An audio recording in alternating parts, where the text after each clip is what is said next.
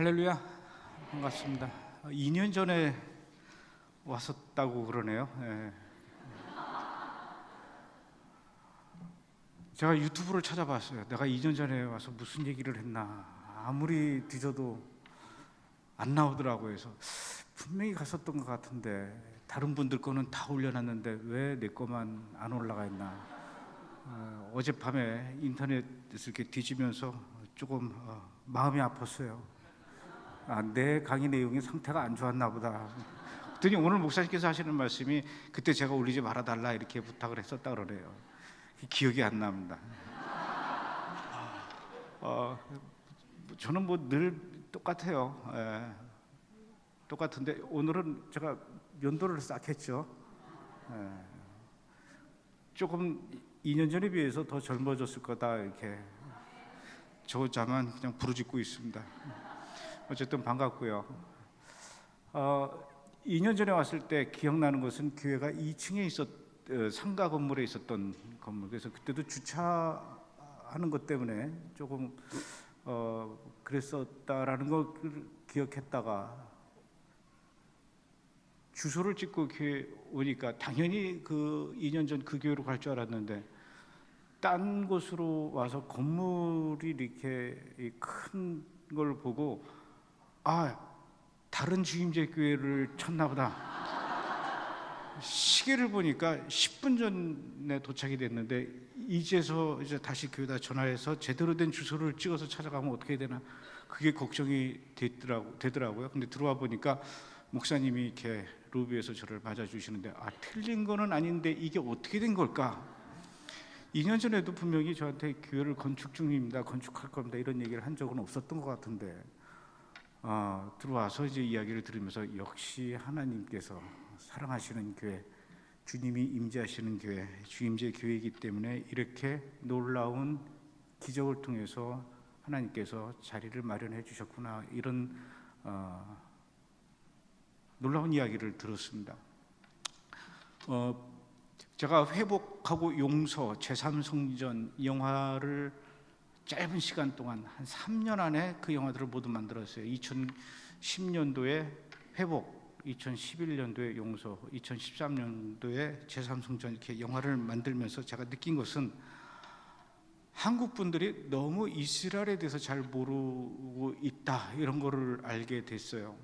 물론 회복과 용서, 제3성전을 통해서 그동안 우리가 이스라엘에서 어떤 일들이 일어나는지 잘 몰랐다가 이스라엘에서 이렇게 예수를 믿는 사람들이 핍박을 당하고 있구나. 그리고 이스라엘이 지금 그 속에서도 이렇게 회복이 되고 있구나. 왜 우리가 그동안 이스라엘에 대해서 기도할 생각을 하지 않았었을까? 이제라도 우리가 이스라엘을 향한 기도 제목을 알게 되었으니 기도를 해야 되겠다. 이렇게 영화를 보고 긍정적으로 반응하시는 분들이 있는가 하면 또 반대로 이스라엘에 대해서 평생 단 한 번도 유대인들한테 사기당한 적도 없고 맞아본 적도 없을 것 같은데도 특별한 이유도 없이 영문도 없이 이스라엘과 유대인들에 대해서 극도의 반감과 증오심을 갖고 있는 한국 분들도 꽤 있구나라는 사실을 알았어요. 이것은 무슨 특별한 신학적 이론에 의해서 이스라엘에 대해서 그렇게 분노하고 반감을 갖고 있는 게 아니라 잘 몰라서 그러는 것이다 이런 생각이 들고 또 잘 모르는 것뿐만 아니라 아예 오해를 하고 편견을 갖고 있다 이런 생각을 하게 됐습니다. 어느 정도 이스라엘에 대해서 모르냐면은 어느 교회를 갔더니 그 목사님께서 저한테 질문을 하십니다. 목사님, 감독님, 레바논 사람하고 이스라엘 사람들하고는 어떻게 대화를 합니까? 그래요. 그래서 레바논 사람하고 이스라엘 사람들하고 뭐 대화할 일이 있습니까? 했더니 뉴스를 보면 그래도 맨날 레바논하고 이스라엘하고 치고받고 싸우고 레바논 애들이 청년들이 돌멩이 던지고 이스라엘 군인들이 그 청년들을 향해서 총을 쏘고 글쎄 이스라엘하고 레바논하고는 몇 년 전에 전쟁을 치른 적은 있지만 그렇게 뉴스에 자주 등장할 만큼 치고받고 싸우지는 않는데요. 그랬더니 뉴스에 자주 나오는데요. 얘기를 가만히 듣다 보니까 그 목사님께서 하시는 말씀, 이 레바논이라는 곳이 레바논이 아니라 팔레스타인을 얘기하는 것 같아요. 그래서 목사님 혹시 팔레스타인을 얘기하시는 거 아닙니까? 그랬더니 레바논하고 팔레스타인하고 잘 다른 겁니까? 이렇게 얘기를 하시더라고요. 오늘 목사님하고 이렇게 얘기하다 보니까 우리 이 주임제 교회 교인들은 이스라엘을 벌써 한 번 갔다 오신 분도 계시고 2번 갔다 오신 분도 계시고 또 앞으로 계획도 있으시다 이렇게 얘기를 했는데, 갔다 오신 분들은 알겠죠. 그리고 워낙 목사님께서 이스라엘 이야기를 많이 하셨기 때문에 적어도 여러분들만큼은 이스라엘과 레바논과 팔레스타인 구별을 하시겠죠. 그런데 그게 구별이 안 되는 분들이 꽤 있더란 얘기입니다. 말 같지도 않은 얘기죠. 근데 실제로 이런 분들이 있어요. 제가 2013년도에 제3성전이라는 영화를 만들었더니 어떤 목사님께서 저를 불러다가 조용히 타이르십니다. 김 감독이 회복하고 용서를 만든 것 같은 이해를 하겠는데 이번에 제3성전을 만든다면서 영화로. 네, 그거는 아니야. 그건 하지 마. 그래요. 왜요? 안 그래도 조용기 목사님이 여러 국가적으로 사회적으로 어려움을 겪고 있는데 왜 김 감독까지 나서서 이렇게 조용기 목사님을 힘들게 하려고 그러나 그래요. 아니 제3성전하고 조용기 목사님하고 무슨 상관이 있습니까? 이분이 저한테 얘기하는 그 제3성전이란 순복음교회 여의도 성전이 제1성전이고 순복음교회 강남 성전이 제2성전이고 분당 성전이 제3성전이래요. 김 감독이 순복음교회 분당 성전 제3성전에 어떤 비리를 파헤쳤는지는 모르겠지만 왜 김 감독까지 나서서 그런 영화를 만들려고 합니까? 그만두십시오 이렇게 얘기를 합니다. 잘 모르면 그럴 수 있죠. 근데 몰라도 너무 모르셔서 저한테 그렇게 얘기를 하시는데 그 목사님한테 목사님이 이야기하시는 제3성전과 제가 지금 만들고 있는 제3성전 영화는 이렇게 차이가 있습니다. 설명할 용기마저도 제가 잃어버릴 만큼 한국 분들이 너무 이스라엘에 대해서 잘 모른다 이거죠. 또 어떤 분들은 알겠어요. 회복 영화를 통해서 내가 이스라엘을 위해서 기도해야 된다라는 사실은 알겠는데 뭘 어떻게 기도해야 되겠지? 어떻게 기도해야 되죠? 이스라엘의 평화를 주십시오. 예루살렘의 평화를 주십시오. 이런 기도도 한두 번이지 어떻게 그 기도를 계속 이어가야 할지 기도 제목을 찾을 수가 없습니다. 이렇게 얘기를 하는 분들도 많이 있어요. 이스라엘에 대한 올바른 정보가 제대로 전달되지 않구나, 잘 모르고 있구나. 또 이스라엘에서 지금 어떤 일들이 일어나고 있는지를 모르니 구체적으로 이스라엘을 위해서 어떻게 기도를 해야 되는지를 잘 모르고 있구나. 이스라엘을 바라본다라는 것은 단순히 지구상에 있는 아주 작은 나라 한 나라만 바라보는 것이 아닙니다. 여러분 이스라엘이라는 나라 가보셔서 아시겠지만 얼마나 작습니까? 인구도 아랍 사람들까지 포함해서 겨우 850만 명이에요. 서울 인구가 1000만이라는데 서울 인구보다도 안 되는 게 이스라엘 사람들입니다. 면적도 얼마나 작아요. 그 조그만 나라를 위해서 기도하면은 기도를 많이 하시는 분들, 또 말이 빨라서 기도를 1시간 안에 남들이 한 3시간 할 거를 1시간 안에 막 몰아서 하는 분들, 이런 분들이 봤을 때는 이스라엘을 위한 기도 해봐야 얼마나 할 수 있을까 이렇게 생각을 하죠. 그러나 제가 보기엔 그렇지 않더라고요. 이스라엘의 평화를 위해서 예루살렘의 시편 122편 6절 말씀처럼 예루살렘의 평화를 위해서 기도하는 것은 단순히 예루살렘만을 이야기하는 것은 아니라는 얘기죠. 왜냐? 이스라엘을 보면요, 주변 중동 아랍 국가들과 얼마나 긴밀하게 연결되어 있습니까? 좋게도 연결되어 있고 나쁘게도 연결되어 있고 또 전쟁을 앞두고도 있습니다. 팔레스타인 문제는 단순히 팔레스타인과 이스라엘만의 문제가 아니라 전 세계 70여 개의 아랍 국가와도 직결되어 있는 문제가 이스라엘과 팔레스타인 문제입니다. 이스라엘을 놓고 기도할 때 당연히 옆에 있는 요르단 국가, 그 옆에 있는 이란, 이라크, 시리아, 레바논, 저 북쪽에 터키, 남쪽에 사우디아라비아, 예멘, 이집트, 이스라엘과 시리아와의 관계를 위해서 기도를 하다 보니까 자연적으로 또 시리아와 러시아 이야기를 하지 않을 수 없습니다. 이스라엘을 놓고 기도할 때 미국과의 관계에 대해서 우리가 관심을 갖고 기도하지 않을 수가 없습니다. 이스라엘과 독일과의 관계, 이스라엘과 유럽과의 관계를 이야기하지 않을 수가 없다는 얘기죠. 그러니까 이스라엘을 위해서 기도한다는 것은 곧 전 세계를 놓고 기도하는 것과 다를 바가 없어요. 지금 미국이 이스라엘을 향해서 어떻게 하고 있는지, 유럽이 이스라엘을 향해서 어떻게 괴롭히고 있는지, 중동 아랍 국가들은 시시각각 이스라엘을 향해서 목을 조여오는 이런 상황에서 어떻게 우리가 이스라엘을 위해서 기도해야 될지, 저 IS를 위해서 어떻게 기도를 해야 될지, 헤즈볼라와 하마스와 보코하람과 이런 테러 단체들과의 이스라엘과의 관계를 어떻게 우리가 기도를 해야 되는지. 그러니까 기도 제목이 많아질 수밖에 없는 거예요. 그런데 어느 방송국도 어느 신문사도 이렇게 이스라엘과 관련돼서 전 세계에 있는 여러 나라들과의 관계, 현안들, 긴급한 기도 제목들만 정리해서 보여주는 방송국이 없는 것 같아요. KBS에서 합니까? SBS에서 합니까? JTBC에서 합니까? 놀라운 것은 CTS, CBS, CGN-TV 전부 마찬가지라는 얘기예요. 이스라엘에 대해서 이렇게 오해하고 정보가 없는 한국 사람들에게 어떻게 하면 이스라엘을 좀 알려줄 수 있을까? 그렇게 고민하다가 시작한 것이 2014년도 8월 1일 날 대한민국에서 처음으로 이스라엘 선교 전문 방송 브레드 TV라는 걸 하게 되었어요.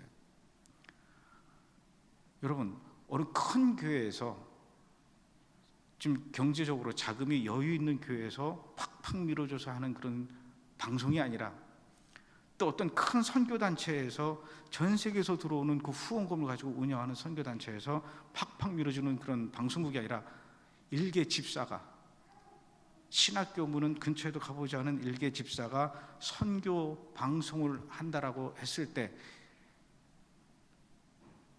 이 무식함은 용감한 겁니다. 그냥 한 거예요. 일단 제가 이스라엘에서 그동안 찍어놓은 화면들 많다라고 자랑을 했는데, 아마 대한민국에서 이스라엘에 관한 이런 동영상들, 물론 성지에 관한 영상들도 많이 있죠. 제가 회복 영화 만들 때 어떤 분이 맨 처음에 그런 얘기를 했어요. 이스라엘 가서 다큐를 찍는데 성지 다큐를 찍어서 영화로 만들어내는 거예요. 그래서 이 예루살렘, 갈릴리 호수, 유대 광야를 큰 스크린으로 보면 얼마나 멋있겠냐는 거예요. 아, 그건 맨날 크리스마스 때 기독교 방송에서 하는데 뭘 또 제가 성지 다큐를 합니까?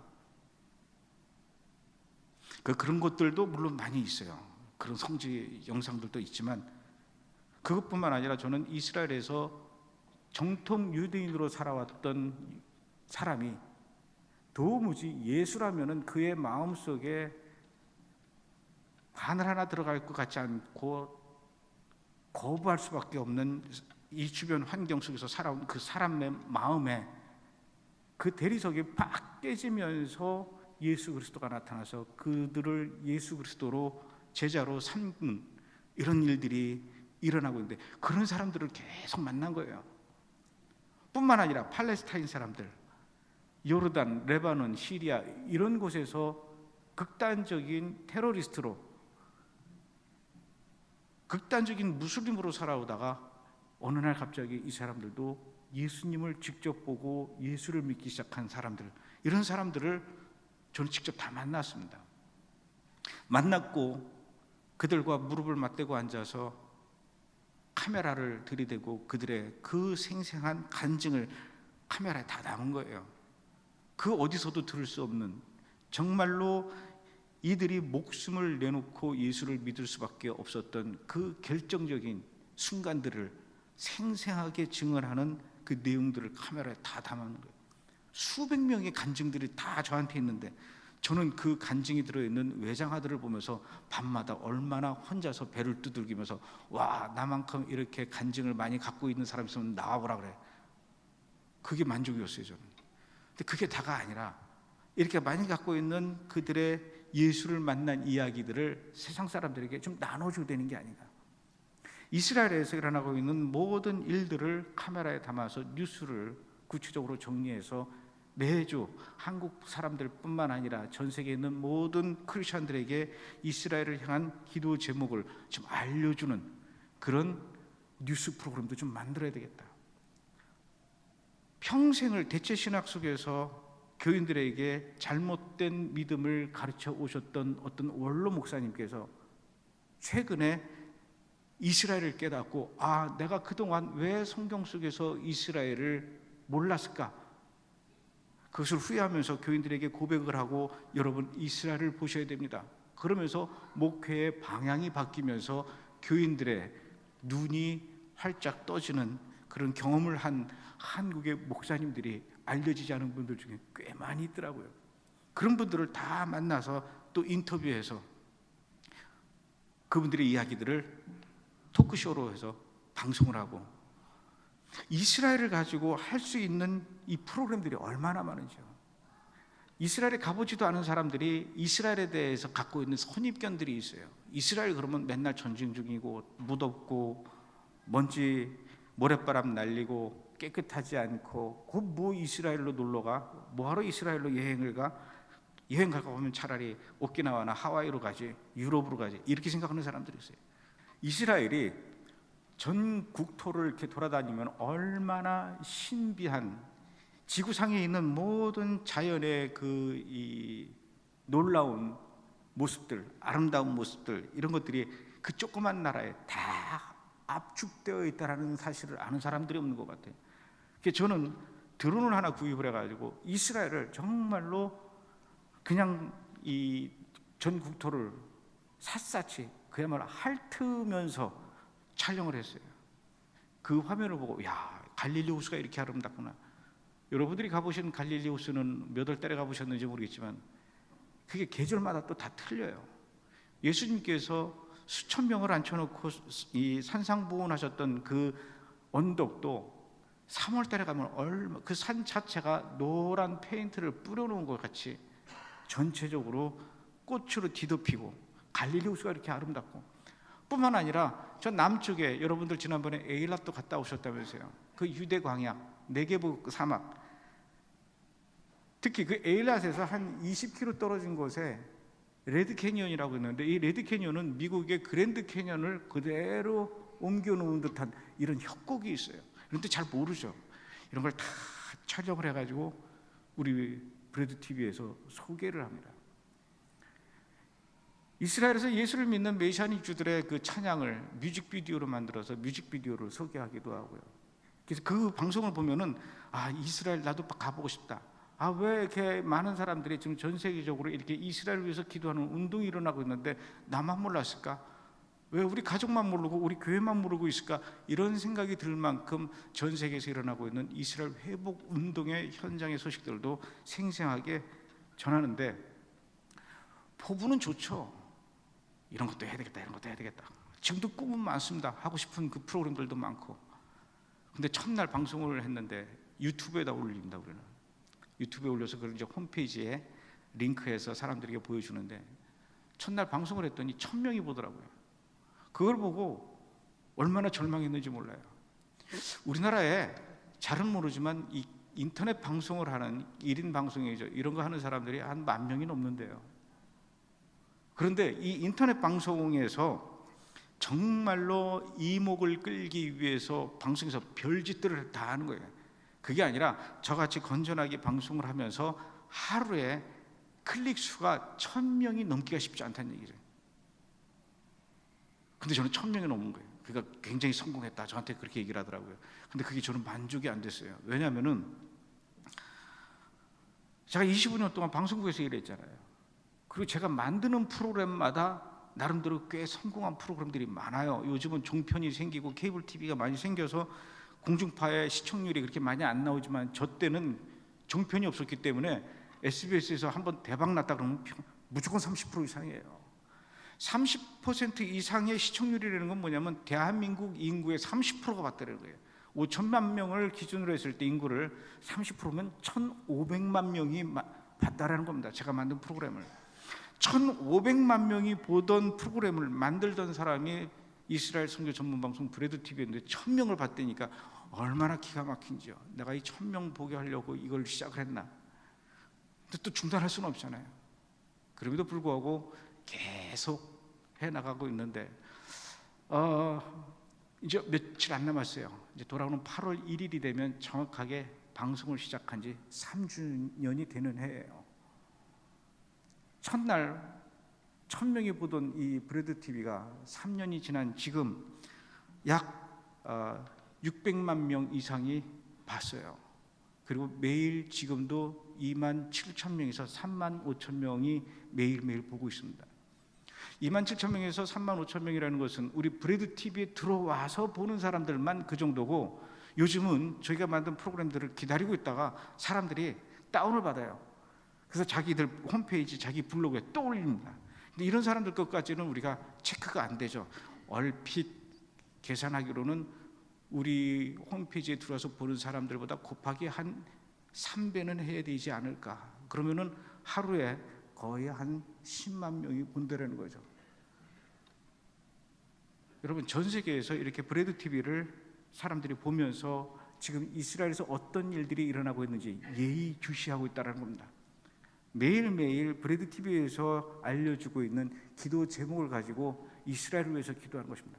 여러분, 이스라엘을 위해서 기도한다는 것은 나와 상관없는 저 지구 반대편에 있는 그 조그만 나라를 위해서 기도하는 그런 의미로 기도하는 것이 아니라, 이스라엘을 위해서 기도한다는 것은 곧 전 세계를 위해서 기도하는 것이고, 이스라엘을 위해서 기도한다는 것은 곧 주여 어서 오시옵소서라고 기도하는 것과 똑같습니다.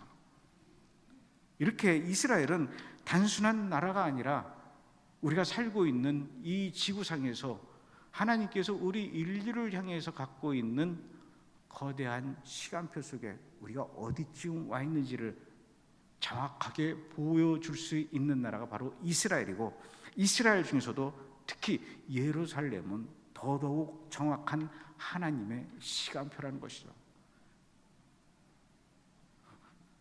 브레드 TV를 보세요, 여러분. 브레드 TV라고 그러더니 어떤 분들이 빵 TV인 줄 알아요.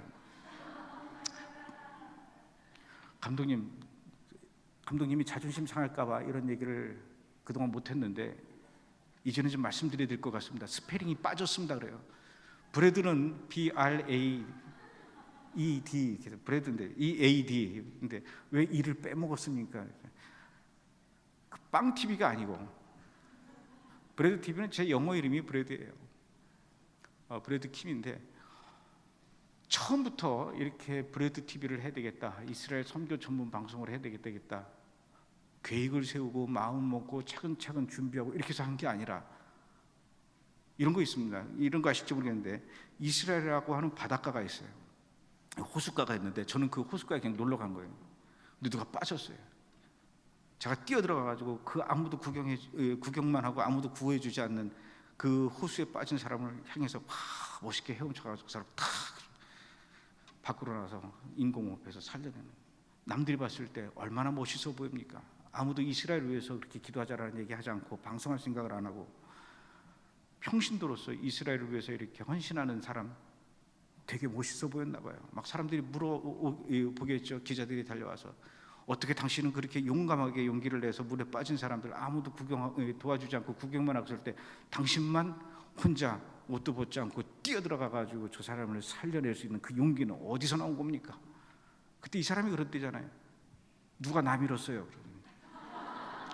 저는 이스라엘을 위해서 이렇게 해야 되겠다라고 한 게 아니라 어느 날 보니까 이렇게 빠져 있는 거예요. 하나님께서 저를 이스라엘 바닷가에다 호숫가에다 팍 밀어버리신 겁니다.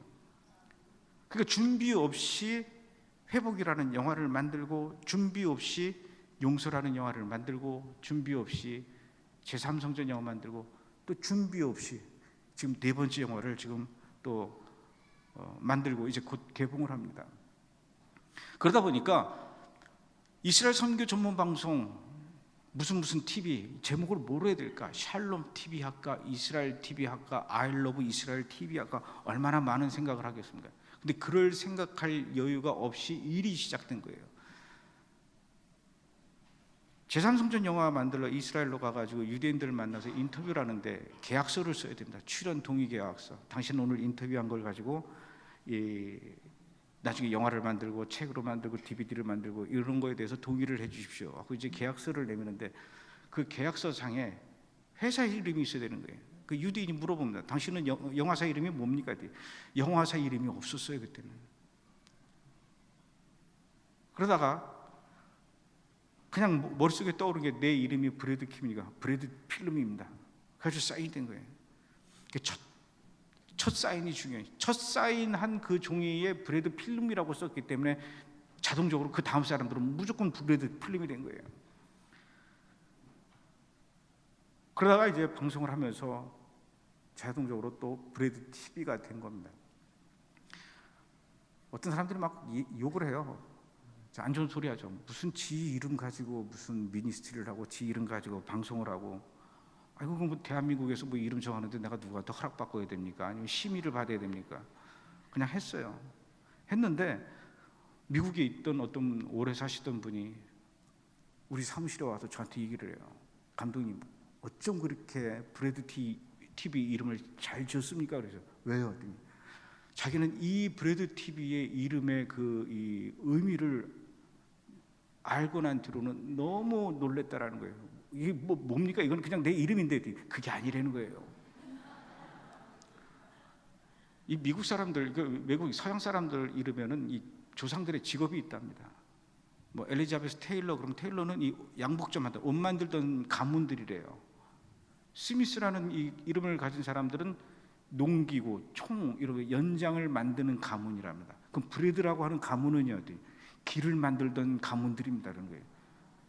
옛날에 마차가 다닐 때 자갈을 잘 깔고, 그래서 이 풀을 베고 이 흙을 까고 자갈을 잘 깔아서 아스팔트를 깔고 마차가 잘 다닐 수 있게 하는 길을 만드는 사람들이 브레드 가문이라는 거예요. 이스라엘에 대해서 잘 몰랐던 사람들에게 이스라엘에 대한 올바른 정보를 주고 이스라엘 향한 올바른 시각을 갖게 하고 이스라엘을 향해서 달려가게 하는 이 길을 깔고 있으니 이스라엘을 향한 대로를 깔고 있다는 거예요. 이게 브레드 TV입니다. 그 얘기 들어보니까 꿈보다 해몽이 너무 좋은 것 같아요. 그 다음부터는 제가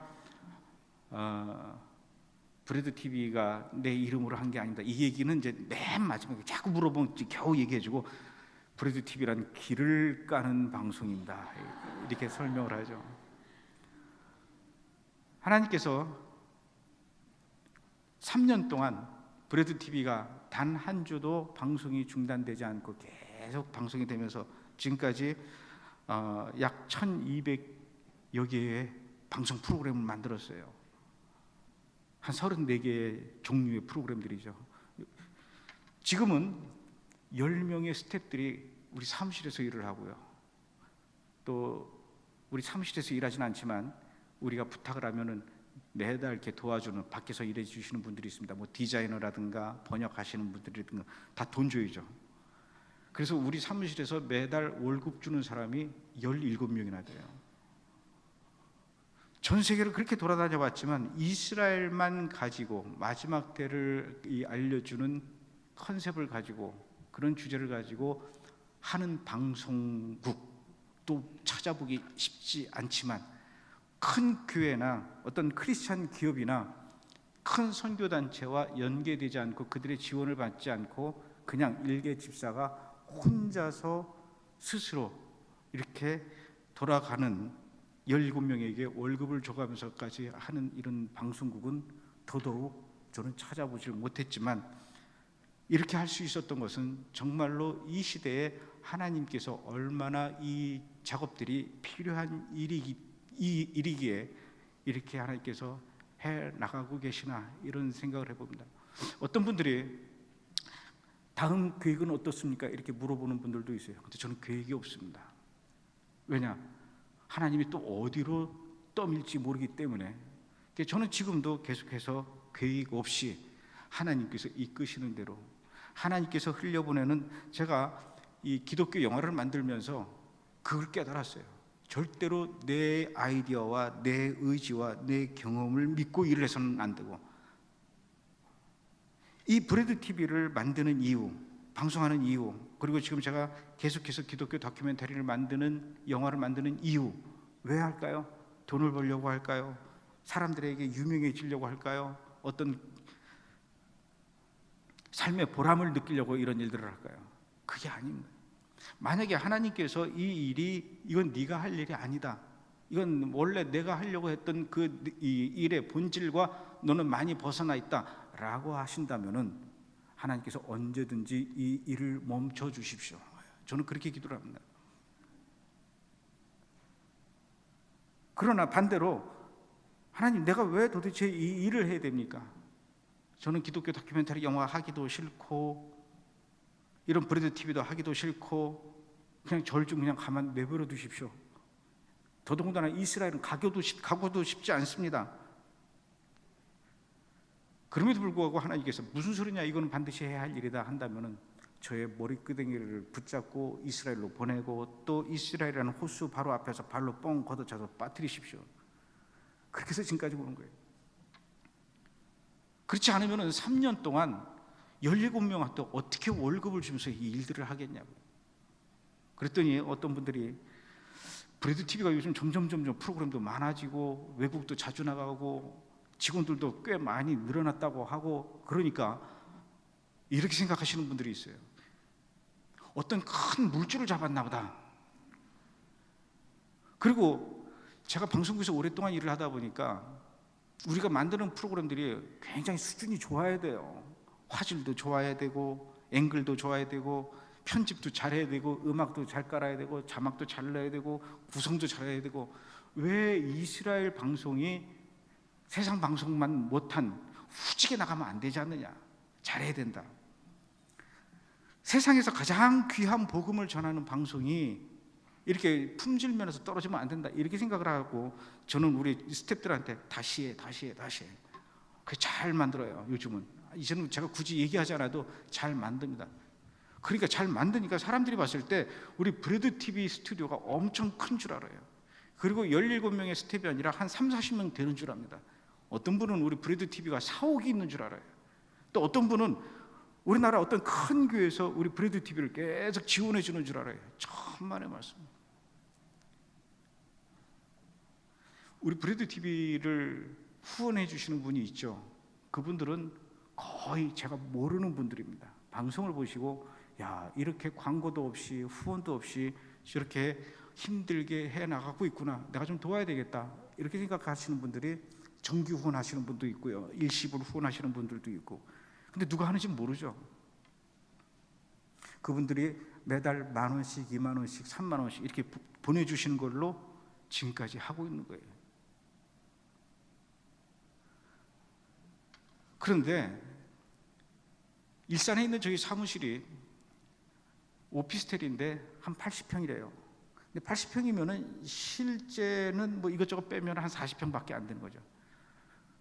그 40평이 처음에는 얼마나 저는 운동장처럼 넓었는지요. 그 사무실 아래 들어간 그 순간 하나님한테 막 감사의 눈물을 흘렸어요. 하나님, 이렇게 넓은 사무실을 저에게 주시고 열심히 내가 브래드 TV 하겠습니다. 그랬는데 3년 지나니까 이제 그게 좁아졌어요. 좁은 것뿐만 아니라 그 방이 여러 개인데 에어컨이 없는 거예요. 작년 여름에 얼마나 고통을 당했는지, 하나님, 이제는 이곳이 좁습니다. 이사를 가야 될 것 같습니다. 내년 여름이 되기 전에, 그러니까 금년 여름이죠. 내년 여름이 되기 전에 지금 이사를 가게 해 주십시오. 그렇게 기도를 했는데 하나님이 그 기도를 들어주셨는지 우리 그 오피스텔 주인을 통해서 응답이 왔습니다. 9월 25일까지 나가주십시오. 그런 거예요. 그게 어디 구해놓지도 못했는데 하나님이 일을 지금 거꾸로 하시는 것 같아요. 얘야, 내가 여기를 이렇게 마련했다. 그러니까 너는 걱정하지 말고 글로 가라. 하나님, 가야 될까요? 말아야 될까요? 아직 확신이 안 서는데 이때 주인이 나가십시오. 그러면 아, 나가라는 얘기인가 보다. 그리고 짐을 싸게 했는데 아직 나갈 때를 아무데도 정해주지 않고 집주인이 먼저 찾아와서 나가십시오 이렇게 얘기를 하는 거예요. 그게 지금 우리가 발등에 불이 떨어졌어요. 나가야 되는데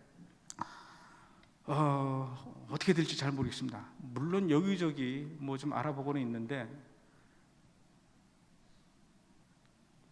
우리가 이사 가야 될 곳이 좀 넓어야 돼요. 스튜디오를 해야 되니까 넓게 카메라로 이렇게 움직이고 해야 되고, 그리고 우리 사무실에서는 한 공간 안에서 여러 개 프로그램을 만들어요. 이쪽 벽을 배경으로 브리핑 찍고, 이쪽 배경으로 뉴스 찍고, 이쪽 배경으로 또 이 브래드쇼 녹화하고. 그러니까 더 이상 벽이 없는 거예요. 그러니까 더 넓었으면 좋겠는데 문제는 더 넓으면서 중간에 기둥이 없어야 되고 또 천정이 높아야 돼요. 조명도 매달아야 되고. 우리 또 스튜디오에서는 영화를 보지 않습니까? 앞으로 제가 만드는 영화는 점점 더 기독교 회관이나 이런 데서는 상영이 안 될 것 같아요. 그리고 결국은 이 영화를 우리 스튜디오에서 상영을 하는 방법으로 해야 되는데, 그러려면 우리 스튜디오 안에다가 스크린도 설치해야 되고 의자도 깔고 최소한 한 150석 이상 의자도 깔고 그 앞에 이렇게 공간이 있어서 여기서 촬영도 하는 스튜디오, 카메라 바퀴가 왔다 갔다 하고 이런 데가 좀 있어야 될 것 같은데요. 그런 건물을 월세로 찾으려니까 없는 거예요. 천정이 높아야 되죠. 기둥이 없어야 되죠. 넓어야 되죠. 이런 데가 어디 있냐고. 그 막 찾다가 좋은 곳이 하나 나왔어요. 일산에 어떤 건물에 결혼식장을 하던 장소였어요. 근데 거기가 결혼식장이 잘 안 돼서 나갔대요. 비어 있어요. 갔더니 내가 찾는 장소가 딱 나온 거예요. 근데 너무 비쌌어요. 정발산역에서도 아주 가깝고 걸어서 한 5분 거리고 너무 가깝고 장소도 좋고 그런데 너무 비싸가지고 이게 이제 갈등이 되는 거예요. 하나님, 내가 하나님 일을 하면서 꼭 빚을 져가면서 해야 되겠습니까? 내가 우리 집 아파트까지 이거 담보로 잡혀가지고 빚을 얻어서 이런 일을 해야 되겠습니까? 거기서 내가 이게 갈등이 되고 흔들리고 대답을 안 하는 사이에 그것도 딴 데로 넘어갔다 그러더라고요. 어떻게 될지 잘 모르겠습니다. 하나님, 브레드 TV 이제 더 이상 포화 상태로 여기서 일할 수 없을 것 같은데 하나님께서 앞으로 제 일을 더 하기를 원하신다면은 하나님께서 분명히 어딘가 좋은 장소를 마련해 주셨을 것이다. 저는 그렇게 믿고 그 때를 기다리는 수밖에 없어요. 다행히 집주인이 그러면은 꼭 9월 25일 안 나가도 된다. 여기까지는 제가 대답을 드러났어요. 저는 그 문제 가지고 계속 고민을 하고 있는데 오늘 이 교회 와가지고 목사님의 이야기를 들으면서 깜짝 놀랐습니다. 하나님이 이렇게도 하시는구나. 얼마나 아름답고 이곳에서 드려지는 이 뜨겁고 은혜로운 찬양이 울려 퍼지면서 이곳에서 여러분들이 목을 놓아 기도하는 그 모습을 하나님께서 얼마나 기뻐 지켜보고 계실까, 저는 그런 생각을 합니다. 여러분들도 브레드 TV를 위해서 좀 기도를 좀 해주십시오. 좋은 장소가 나타나서 이사갈 수 있도록 여러분들이 좀 기도를 해주셨으면 좋겠습니다. 예전에 제가 브레드 TV를 맨 처음에 시작한다고 하니까 어떤 분이 저를 도와주겠다라는 거죠. 그 마음은 압니다. 장소를 주겠대요. 그러니까 빌려주는 것도 아니고 장소를 내줄 테니 마음대로 와서 하래요. 얼마나 고마운지요. 어딥니까? 양평이래요. 갔더니 여기는 기도원을 해야 되지 브레드 TV를 할 것이 아닙니다. 그래도 했으면 좋겠다는 거예요. 그럼 길을 내야 되는 거예요. 그 브레드 TV로 누가 영화를 보러 오고 누가 촬영을 하러 오겠습니까? 이런 데 말고요. 그래서 지금 그 일산에 저희 사무실에서 좀 하고는 있지만 하나님께서 분명히 좋은 곳을 준비해 놓고 계시리라 생각을 하는데 여러분들도 브레드 TV가 우리의 일을 더 구체적으로 더 발전적으로 감당해낼 수 있을 만한 장소로 이사갈 수 있도록 기도해 주십시오. 그곳에 가면은 저는 전 세계를 향한 이스라엘의 올바른 소식과 이스라엘을 통해서 전 세계를 바라볼 수 있는 뉴스들을 매주 제작해서 방송을 합니다. 뿐만 아니라 거기서 이스라엘을 향한 올바른 교육을 시키는 이스라엘 아카데미를 하려고 그래요. 또 제가 만든 이스라엘에 관련된 영화, 마지막 때와 관련된 영화가 계속 상영되고, 제가 만든 영화뿐만 아니라 이스라엘의 메시아닉 주들이 만든 그들의 이야기를 다룬 영화도, 또 미국의 크리스찬들이 이스라엘과 관련돼서 만든 그런 영화도 제가 수입해서 한국 사람들에게 보여주는 그런 장소로 만들려고 합니다. 이스라엘에 관한 모든 자료들이 정리되어 있는 도서관과 그곳에서 이스라엘과 관련된 각종 예술가들의 작품도 전시하고 컨퍼런스도 열리고 콘서트도 열리는 그야말로 이스라엘과 관련된 복합 문화 공간의 브레드 TV를 만들려고 합니다.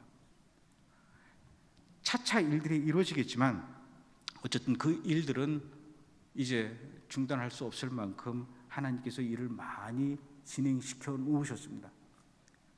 장소만 확정이 된다면은 이제 제가 그동안 브레드 TV를 하면서 알게 됐던 많은 사람들과 또 많은 자료들을 총동원해서 한국 사람들에게, 그리고 이스라엘 사람들에게, 미국 사람들에게 편하게 왔다 갔다 하면서 이스라엘 관한 정보를 수집하고 들을 수 있는 그런 복합 문화 공간으로 브레드 TV를 하려고 그래요. 이런 일들은 아마 외국에서도 별로 그런 경우들을 찾아볼 수 없을 것 같아요. 전 세계를 다니면서 제가 그런 자료들을 보고 여러 가지 장소들을 보면서 주워 들은 것도 많고 본 게 많기 때문에 나름대로 잘 꾸밀 수 있을 것 같아요. 여러분들이 제가 언제 또 이 주 임재교회에 오게 될지 모르지만은 1년 뒤에 2년 뒤에 왔을 때, 제가 2년 만에 주 임재교회에 왔을 때 건물을 보고 놀랬던 것처럼 2년 뒤에 제가 이곳에 또 오게 되면, 2년 전에 제가 여러분들 앞에서 이런 기도를 부탁을 드렸죠. 하나님께서 그 사이에 이렇게 이루어 놓으셨습니다. 간증할 날이 있었으면 좋겠습니다. 이스라엘을 본다라는 것, 그것은 하나님의 시간표를 볼 수 있는 것인데,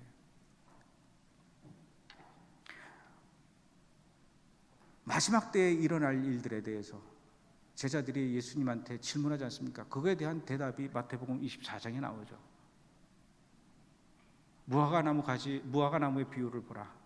뿐만 아니라 마지막 때에 일어날 징조 중에 하나가 멸망에 가증한 것이 거룩한 곳에 서게 되는 것을 보거든.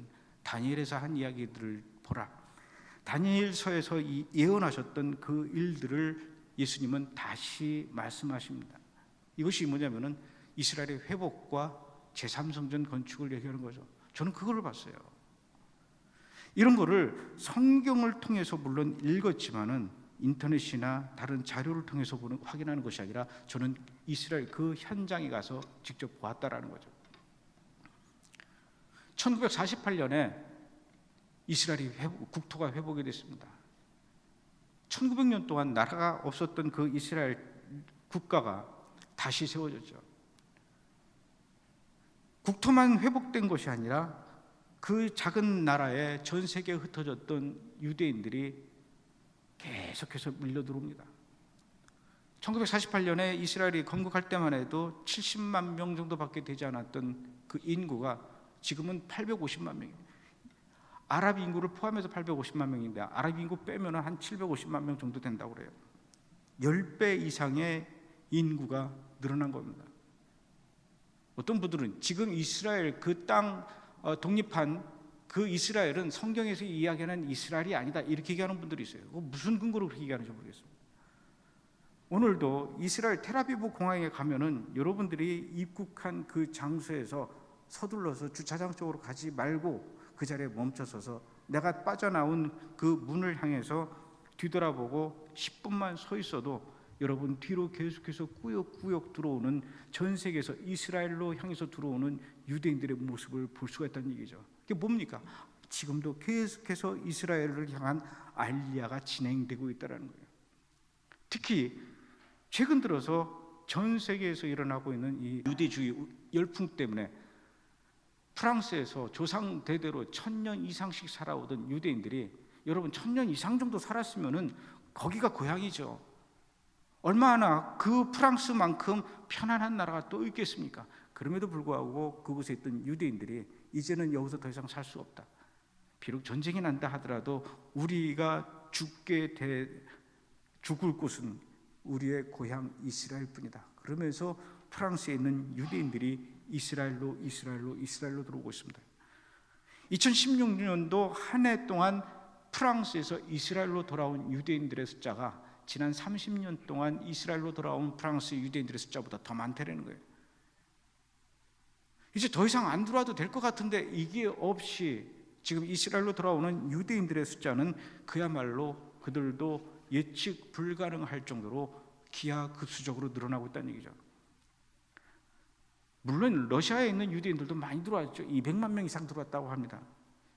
러시아에 있는 유대인들은 주로 러시아에서 살기가 힘드니까 차라리 그냥 우리 고향으로 돌아가자, 그렇게 해서 돌아온 유대인들이 많이 있습니다.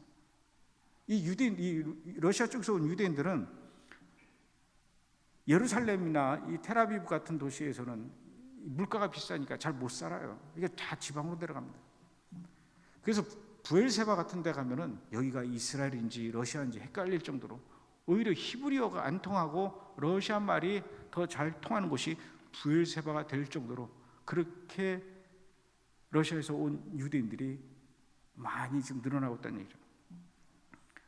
물론 이렇게 들어오다 보니까 이스라엘 쪽 입장에서 그들을 맞이할 미처 준비가 안 돼 있는 상태에서 들어오다 보니까 이들이 정착을 잘 못하고 다시 거꾸로 이민하는 경우도 있다고 하더라고요. 자, 러시아나 아프리카에서 온 유대인들은 그 나라가 먹고 살기 힘들고 그래서 온다고 하지만은 미국에도 유대인들이 많이 있잖아요. 마지막 때에 미국에 있는 유대인들이 이스라엘로 돌아올까요? 오히려 이스라엘보다 미국이 훨씬 더 살기 좋을 것 같은데 미국에 살고 있는 유대인들이 이스라엘로 굳이 오려고 할까요? 저는 그게 궁금했어요. 그런데 결국은 그들도 돌아온대요. 어떻게 돌아올까요? 여러분, 미국에서도 지금 반유대주의가 너무나 많이 일어나고 있습니다. 미국에 있는 유대인 공동묘지를 누군가가 다 가서 묘비를 엎고 땅을 헤집고 그 묘비에다가 독일 나치 히틀러의 그런 표시를 그려놓고 너희들은 여기서 떠나라, 이런 일들이 일어나고 있는 거예요. 미국에 있는 유대인들도 여기가 불안하다 이겁니다. 계속해서 전 세계에 있는 유대인들이 이스라엘로 돌아가는데요. 저는 2년 전에 중국 카이펑이라는 데를 갔습니다. 그 카이펑에도 유대인들이 한 1000여 명 살아요. 2000년 전에 그 이스라엘에서 흩어진 유대인들이 이 중국 카이펑 지역까지 온 겁니다. 그런데 이 유대인들이 중국 사람들도 장사를 잘하는데 유대인들이 오히려 더 잘하는 것 같아요. 그래서 그 카이펑에 있는 허난성에 있는 황제가 유대인들 보고 너네들 돌아가지 말고 해서 계속 눌러 살아라. 그래서 거기서 눌러 살기 시작한 게 지금까지 살고 있는 겁니다. 물론 이제 피가 섞이다 보니까 이게 중국 사람인지 유대인인지 좀 헷갈려요. 그런데 이 사람들이 유대인이라는 것을 알 수 있는 것들이 너무나 많습니다. 일단 이 사람들이 살고 있는 집에 가면은 집 문에 전부 다 메주자를 붙여놨어요. 집 대문에다가 다윗의 별을 다 걸어놨습니다. 집 안에 들어가면은 메노라를 이렇게 갖다 놨어요. 그 토라를 갖다 놨습니다. 이 중국에 살고 있는 유대인들이 새벽 4시만 되면 일어나서 머리를 빗고 탈릿을 뒤집어 쓰고 손에다가 테필린을 감고 예루살렘을 향해서 계속 기도하는 그 모습을 저는 현장에서 그걸 봤어요. 심지어 이 사람들의 족보에는 우리로 치면 등본 같은 거겠죠. 이 사람은 소수 민족으로 유대족이라고 적혀 있어요. 중국에서도 이들을 유대족이라고 인정을 하는 겁니다. 이들은 조상들이 아버지가 임종하기 직전에 아들들을 다 불러 모아놓고 유언을 합니다. 우리가 지금 이곳에 살고 있다고 해서 중국 땅에 살고 있다고 해서 절대로 우리는 중국 사람이 아니다. 우리의 땅은, 우리의 고향은 저 이스라엘이다. 하나님께서 지금 우리에게 이렇게 외국에서 살도록 하셨지만은 언젠간 다시 우리가 이스라엘 땅에 돌아가게 할 거라고 약속을 하셨다. 나는 그 하나님의 약속을 분명히 믿는다. 그러나 내가 죽을 때까지 그 땅 이스라엘이 생기지 않았으니 우리가 돌아갈 곳이 없다. 그러나 내가 죽고 너의 대에 그 땅 이스라엘이 다시 생긴다면 너희들은 미련 없이 이곳을 떠나서 이스라엘로 돌아가야 된다. 그렇게 유언을 남기고 죽습니다. 그 유언을 들은 아들은 또다시 평생을 살 동안 이스라엘이 생기는 것을 보지를 못한 2000년 동안 그렇게 이어져 온 겁니다. 그 아들이 또 다음 아들한테 아버지가 해줬던 그 예언을 똑같이 들려주고 운명하고 그렇게 2000년을 지내오다가 놀랍게도 1948년에 이스라엘이 생겼지 않습니까? 아버지가 조상이 얘기했던 것처럼 우리는 미련을 갖지 말고 이곳을 떠나서 이스라엘로 돌아간다. 그래서 지금 중국 카이펑에 있는 유대인들이 이스라엘로 돌아가는 알리아 운동이 일어나고 있습니다. 근데 문제는 중국에서 살다 보니까 돈이 없는 거예요. 제가 그래서 그곳에 그 현실을 취재를 해서 브래드 TV에서 소개를 했습니다. 어떤 분들은 그 중국의 유대인들이 이스라엘로 돌아가는 비행기표에 좀 보탬이 될 수 있으면 좋겠습니다. 돈을 보내주는 사람도 있고. 또 저는 우크라이나라는 곳을 갔더니 이 우크라이나에 그렇게 유대인들이 또 많이 있어요. 지금도 그 유대인들이 이스라엘로 돌아가기 위해서 주이시 에이전시라고 하는 곳에 모여서 이스라엘로 돌아가기 원하는 사람들에게 교육을 시키고 있는 현장을 또 봤습니다. 이스라엘 공항에 도착하면 어떻게 하고, 이스라엘로 인사는 어떻게, 히브리어로는 어떻게 이야기하고, 이스라엘의 돈은 단위가 얼마고, 또 이스라엘에서는 버스를 어떻게 타야 되고, 이스라엘 국가는 이런 것들을 다 교육시키는, 이렇게 해서 몇 개월 동안 교육을 시킨 다음에 이스라엘로 보내는 거예요. 이스라엘 여러분 가보셔서 아시겠지만, 아니 왜 이스라엘에 이렇게 시꺼먼 유대인들이 많지? 아프리카 이디오피아에서 온 유대인들입니다. 이 유대인들도 솔로몬 작전이라는 이 특별한 일이 있었어요. 하룻밤 사이에 이디오피아에 있는 그 이 유대인들을 17,000명을 다 이스라엘로 실어온 겁니다. 평생 전기가 뭔지도 모르고 수돗물이 뭔지도 모르고 가스불이 뭔지도 모르는 그런 곳에서 살던 이디오피아 원주민들 다 유대인들이거든요. 이들을 이스라엘로 데리고 왔어요. 이들에게 스위치는 이렇게 켤 때 형광등이 들어오는 거다, 가스레인지는 이렇게 켜는 거다, 화장실에서는 이렇게 앉아야 된다, 올라가는 게 아니다, 그리고 다 봤을 때는 물을 이렇게 내려라, 이런 걸 가르치는 겁니다. 그러니까 계속 이스라엘에서는 인구가 늘어나고 지금도 계속해서 이스라엘에는 인구가 늘어나는 거예요. 전 세계에서 유일하게 매년 인구가 늘어나는 나라가 이스라엘입니다. 특히 유럽이나 미국이나 다른 나라에서 살던 유대인들 중에 이스라엘로 돌아온 사람들, 얼마나 힘든 사람들이었겠습니까? 뭐 때문에 힘들었냐? 너희는 예수를 죽인 민족들이야. 그래서 우리는 너희들을 용납할 수가 없어. 그런 핍박과 고난 속에서 남의 나라에서 눈치를 보면서 살던 유대인들이 그것을 견디지 못해서 이스라엘로 돌아온 겁니다. 그러니까 이스라엘에 살고 있는 그 750만 명의 유대인들이라면 얼마나 예수에 대해서, 기독교에 대해서 핍박을 당하면서 부들부들 떨면서 증오로 가득 찬 사람들이겠냐고. 물론 아무 생각 없이 그냥 온 사람들도 있겠죠. 그렇게 예수에 대해서 증오하던 사람들, 그 이스라엘로 돌아온 유대인들 속에서 놀라운 일들이 일어나고 있지 않습니까? 국토가 회복되고 국가가 회복되고 국민이 회복되고 이제는 이어서 그들의 영이 회복되는 일들이 일어나고 있는 겁니다. 예수라면 그렇게도 끔찍하게 싫어했던 그 유대인들 속에서 이제는 예수님이 직접 나타나셔서 그들이 예수를 메시아로 영접하며 예수님을 찬양하는 일들이 지금 이스라엘 전국 방방곡곡에서 일어나고 있는 이스라엘의 영의 회복이 일어나고 있다는 겁니다. 뿐만 아니라 마태복음 24장에서 예수님께서 얘기했던 그 마지막 때에 일어날 징조, 바로 제3성전이 지금 진행되고 있다는 거죠. 저는 제3성전 영화를 찍을 때까지만 해도 제3성전이 뭔지 잘 몰랐습니다. 저는 그런데 그 제3성전을 책을 통해서 처음 보는 것이 아니라, 인터넷을 통해서 처음 제3성전을 알게 된 것이 아니고, 어떤 분의 강의를 통해서 제3성전을 알게 된 것이 아니라 그 현장을 직접 보면서 알게 됐다는 거죠. 제3성전은 여러분들이 머릿속에 그리는 그런 환상의 이미지가 아닙니다. 마지막 때 일어날 일이라고 하던데 라는 이론이 아니라, 여러분 그것은 분명히 현실이라는 얘기죠. 저는 제3성전을 준비하는 사람들을 만났을 때, 특히 제3성전을 건축할 때 어떻게 건축해야 되는지를 자세하게 설명해 주는 설계도를 그리는 사람이 아니라 그런 팀을 만났습니다. 그 사무실에 갔어요. 온 벽에 설계도가 붙어 있고 책상에 설계도가 산더미처럼 쌓여 있었습니다. 지금 이 설계도대로라면은 공사를 시작해서 금방 건축을 끝낼 수 있을 만큼 이 사람들은 설계도를 다 완비를 해놨다는 얘기죠. 성전으로 들어가는 계단이 메노라 모양으로 되어 있고, 그 성전 안에는 성전을 받치는 기둥이 둘레가 몇 규빗이고 높이가 몇 규빗이고 그 기둥이 몇 개가 서 있어야 되는지, 이런 것들이 자세하게 되어 있고, 그 돌멩이들은 어떤 소재로 만들어야 하며 어떻게 쌓아 올려야 되는지까지도, 그 건축 방법까지도 자세하게 되어 있다는 얘기입니다. 저는 이스라엘의 예루살렘에 성전 건물만 건축하면 그냥 끝나는 줄 알았어요.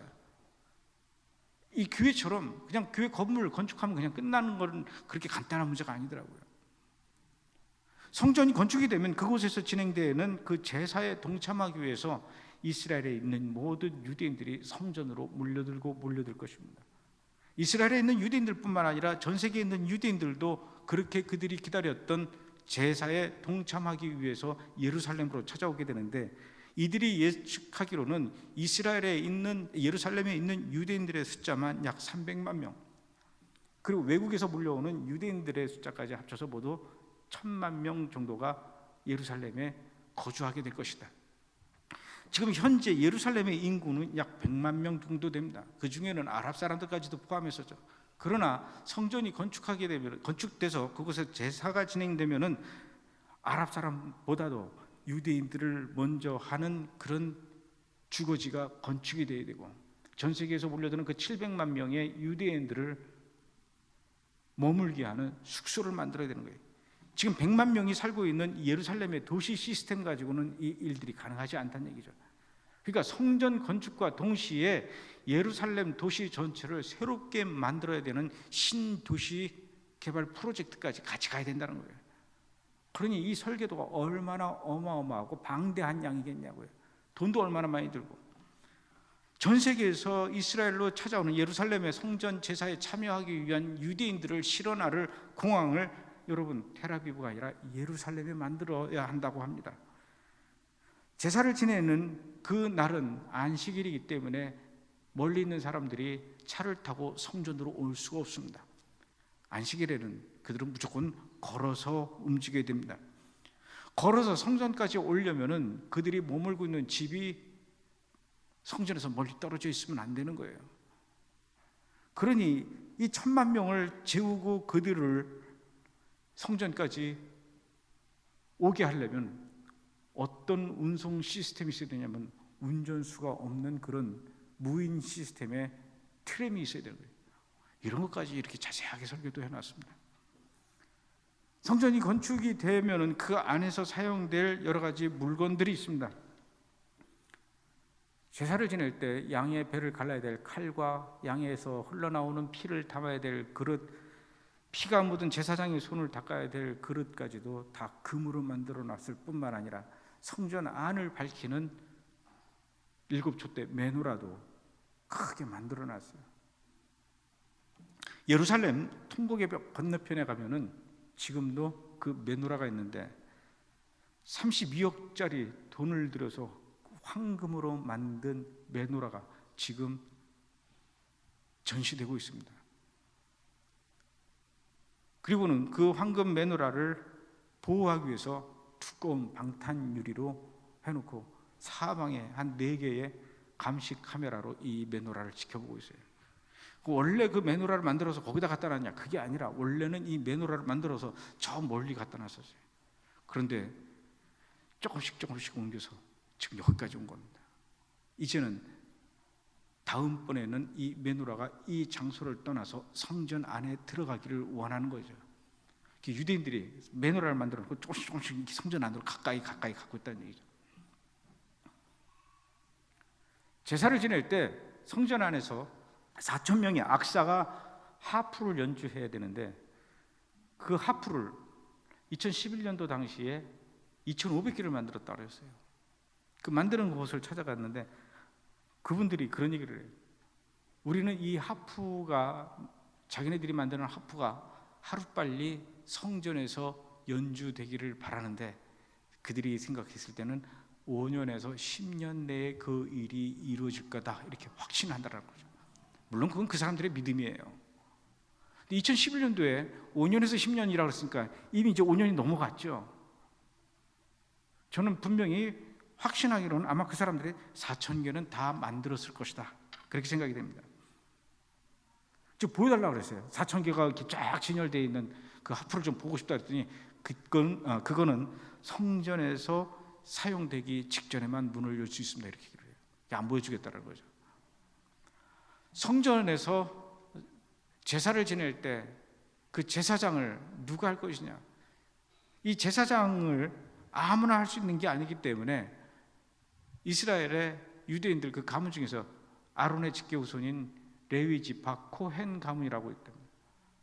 이 제사장 가문들을 찾아내서 그 중에 어린애들만 불러다가 밤중에 몰래 네게부 사막 한가운데 전기도 안 들어오는 곳에서 제사장 교육시키고 있는 그 현장을 봤어요. 나이도 어린애들이 10살 미만의 아이들이 제사장 교육을 받겠다고 앉아가지고 그 바람 부는 사막에서 깜깜한 데서 랍비가 가르쳐주는 그 들려주는 이야기를 귀를 쫑긋 세우면서 따라하는 그 모습들, 이걸 보면서 와, 이들이 성전을 건축하기 위해서 이렇게 철두철미하고 현실적으로 준비하고 있구나, 이런 것들을 봤습니다. 성전을 어디다 질까요? 지금 황금사원 그 자리가 아니랍니다. 그 황금사원 자리에서 북서쪽으로 약 100여 미터 떨어진 곳에 영혼의 돔이라고 하는 이름의 그 조그만 돔이 있어요. 혹시 여러분들이 나중에 예루살렘 가서 그 황금사원 안에 들어가서 꼭 한번 방문해 보십시오.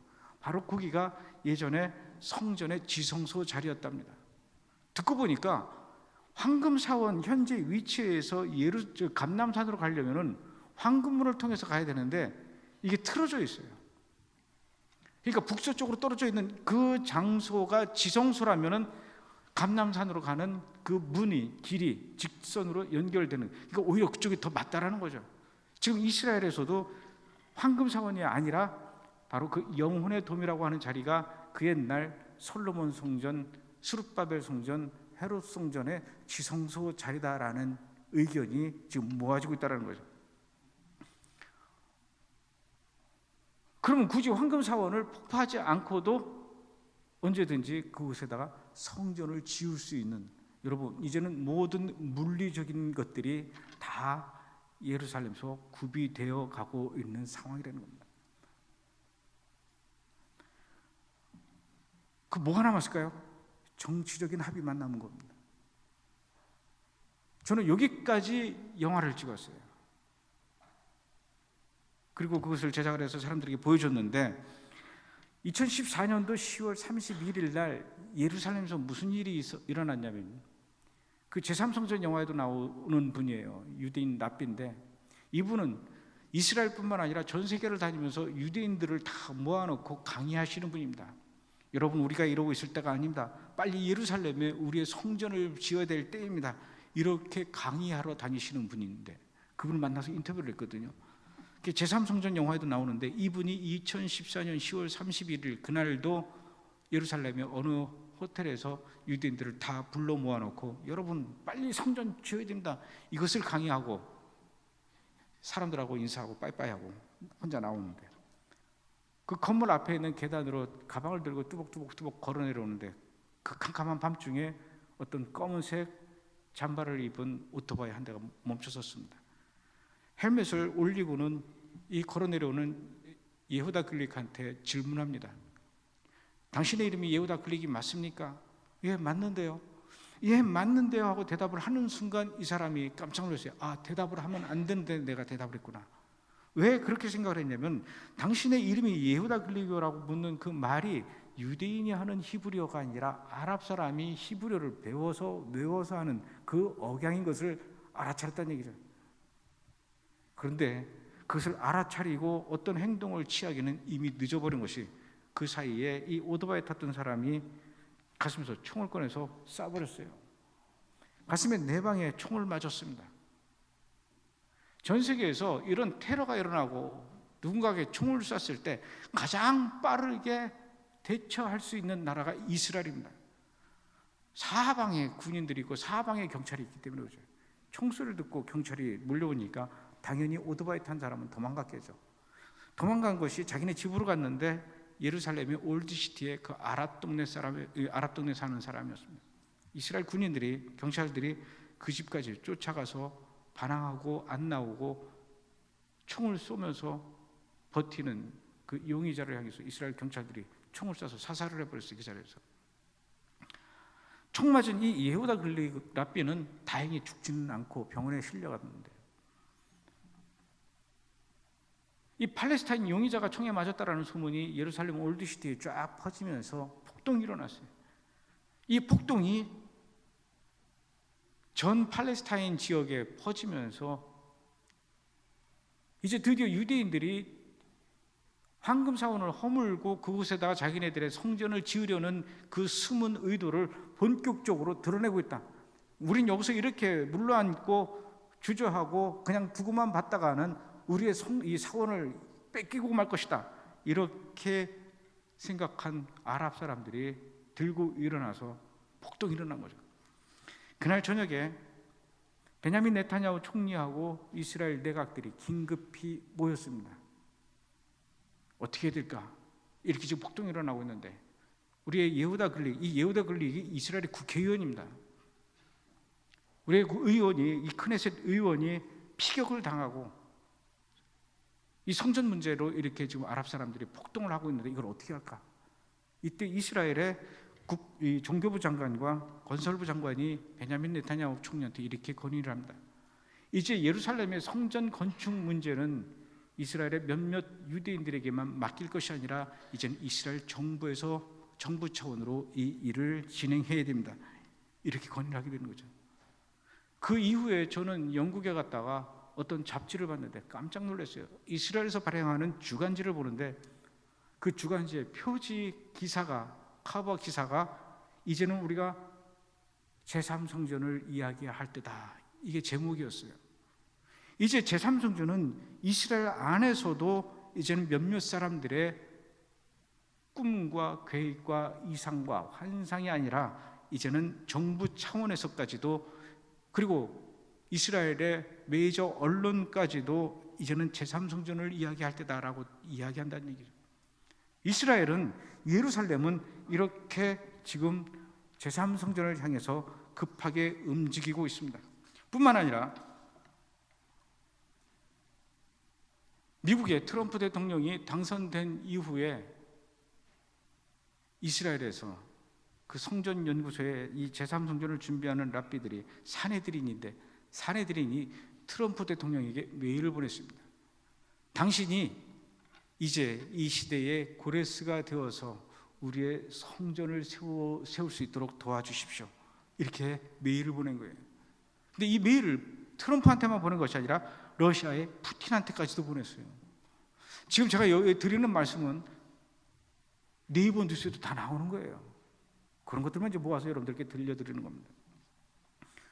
그럼 왜 이스라엘의 사내들인이 트럼프한테 이 시대에 우리의 사내들인이 고레스가 되어 주십시오 이렇게 부탁을 했을까요? 그동안 사실은 8년 동안 이스라엘은 미국으로부터 굉장히 심한 압박을 받았습니다. 트럼프 대통령 이전에 오바마 대통령은 그의 8년 동안의 집권 시절은 그야말로 이스라엘과 담을 쌓는 그런 기간이었습니다. 트럼프 대통령, 오바마 대통령은 대통령이 당선되자마자 제일 먼저 찾아간 곳이 이집트의 카이로였죠. 이슬람 국가였습니다. 그리고 카이로 대학에 가서 연설을 하는데 뭐라고 얘기하냐면, 이제 미국은 기독교 국가가 아닙니다. 더 이상 기독교 국가가 아닙니다. 불과 6개월 전에 성경책에다 손을 올려놓고 하나님의 법대로 이 나라 이 백성을 위임받아 다스리겠습니다 라고 선서했던 그 오바마 대통령이 이제는 미국은 더 이상 기독교 국가가 아닙니다 이렇게 얘기를 했습니다. 뿐만 아니라 기자들이 오바마 대통령한테 질문을 했어요. 백악관 생활하는 동안 언제가 가장 행복했습니까? 라고 물었을 때 이 오바마 대통령은 뭐라고 얘기했냐면, 백악관 건물 안에 있는 스피커에서 들려나오는 코란을 읽는 아잔 소리를 들었을 때 가장 행복했었습니다 이렇게 얘기를 했더니, 심지어는 오바마 정권 때는 미국의 그 고위 관료 중에 6명을 무슬림 형제단의 테러리스트들을 고위 관료로 삼았습니다. 이것을 이스라엘이 알아낸 것이 아니라 무슬림 형제단에서 발표를 했어요. 우리의 멤버들이 이제 오바마 정권의 고위 관료로 들어가 있다. 이름과 사진을 공개를 했습니다. 그래서 알게 된 거예요. 오바마 대통령은 이렇게 친이슬람 정책을 펼치는 것뿐만 아니라 반대로 이스라엘을 향해서 뭐라고 얘기하냐면, 이스라엘은 1967년 6.1 전쟁 이전으로 예루살렘을 돌려놓아라. 예루살렘은 6.1 전쟁을 통해서 이스라엘이 되찾은 땅입니다. 그런데 그 6.1 전쟁 이전으로 되돌려 놓으라는 것은 지금 현재 예루살렘에 살고 있는 모든 유대인들, 이스라엘 사람들은 전부 다 나가라 이렇게 얘기하는 겁니다. 이것은 오바마 대통령의 생각뿐만이 아니라 유엔의 생각과도 일치했습니다. 유엔에서는 계속해서 이스라엘을 향해서 압박을 했죠. 그 선봉엔 한국 사람이 있었습니다. 그동안 미국 사람이 이스라엘에 가서 아기를 낳게 되면 그 아기의 여권에는 출생지가 예루살렘이었습니다. 그런데 오바마 대통령은 2015년도 6월 10일 날부로 법을 바꿔버렸습니다. 미국 사람이 예루살렘에 가서 아기를 낳게 되면 그 아기의 여권을 더 이상 이스라엘, 예루살렘이 아니라 웨스트뱅크로 해라. 이 얘기는 뭐냐면요, 예루살렘을 더 이상 이스라엘의 것이 아니다, 이렇게 미국 법으로 정해버린 겁니다. 신약과 구약 성경을 통틀어서 예루살렘과 이스라엘의 관계를 970번이나 이야기한답니다. 이스라엘 가면은 그런 단체가 있어요. 성경책을 다 이제 쌓아놓고 예루살렘이 이스라엘의 것이다라고 하는 부분만 노란색 마카로 줄을 치는 겁니다. 그래서 전 세계 지도자들에게 다 그걸 보내는 운동을 하는 사람이 있어요. 유엔에도 보내고. 봐라, 성경에서도 이렇게 예루살렘이 이스라엘의 것이라고 하는데 왜 당신네들만 아니라고 하느냐. 970번이나 기록되어 있는데. 이 정도로 오바마 대통령은 예루살렘을 이스라엘과는 상관없는 곳이니까 나가라라고 요구를 했던 것이죠. 그걸 8년 동안 그려왔어요. 얼마나 힘들었겠습니까? 나는 나갈 수가 없어. 나가 8년 동안 그랬던 거예요. 그런데 임기 말에 새롭게 등장한 인물이 바로 트럼프 대통령이죠. 이 트럼프 후보는 당당하게 이야기했습니다. 내가 대통령이 되면은 예루살렘은 이스라엘의 것이라는 것을 분명히 밝히겠다. 어떻게 밝힐까? 그동안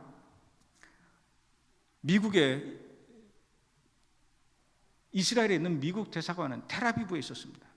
여러분, 이스라엘의 수도가 어딜까요? 이스라엘 정부는 예루살렘이 수도라고 주장을 합니다. 그런데 국제사회는 이스라엘의 수도를 텔아비브라고 주장을 하는 거예요.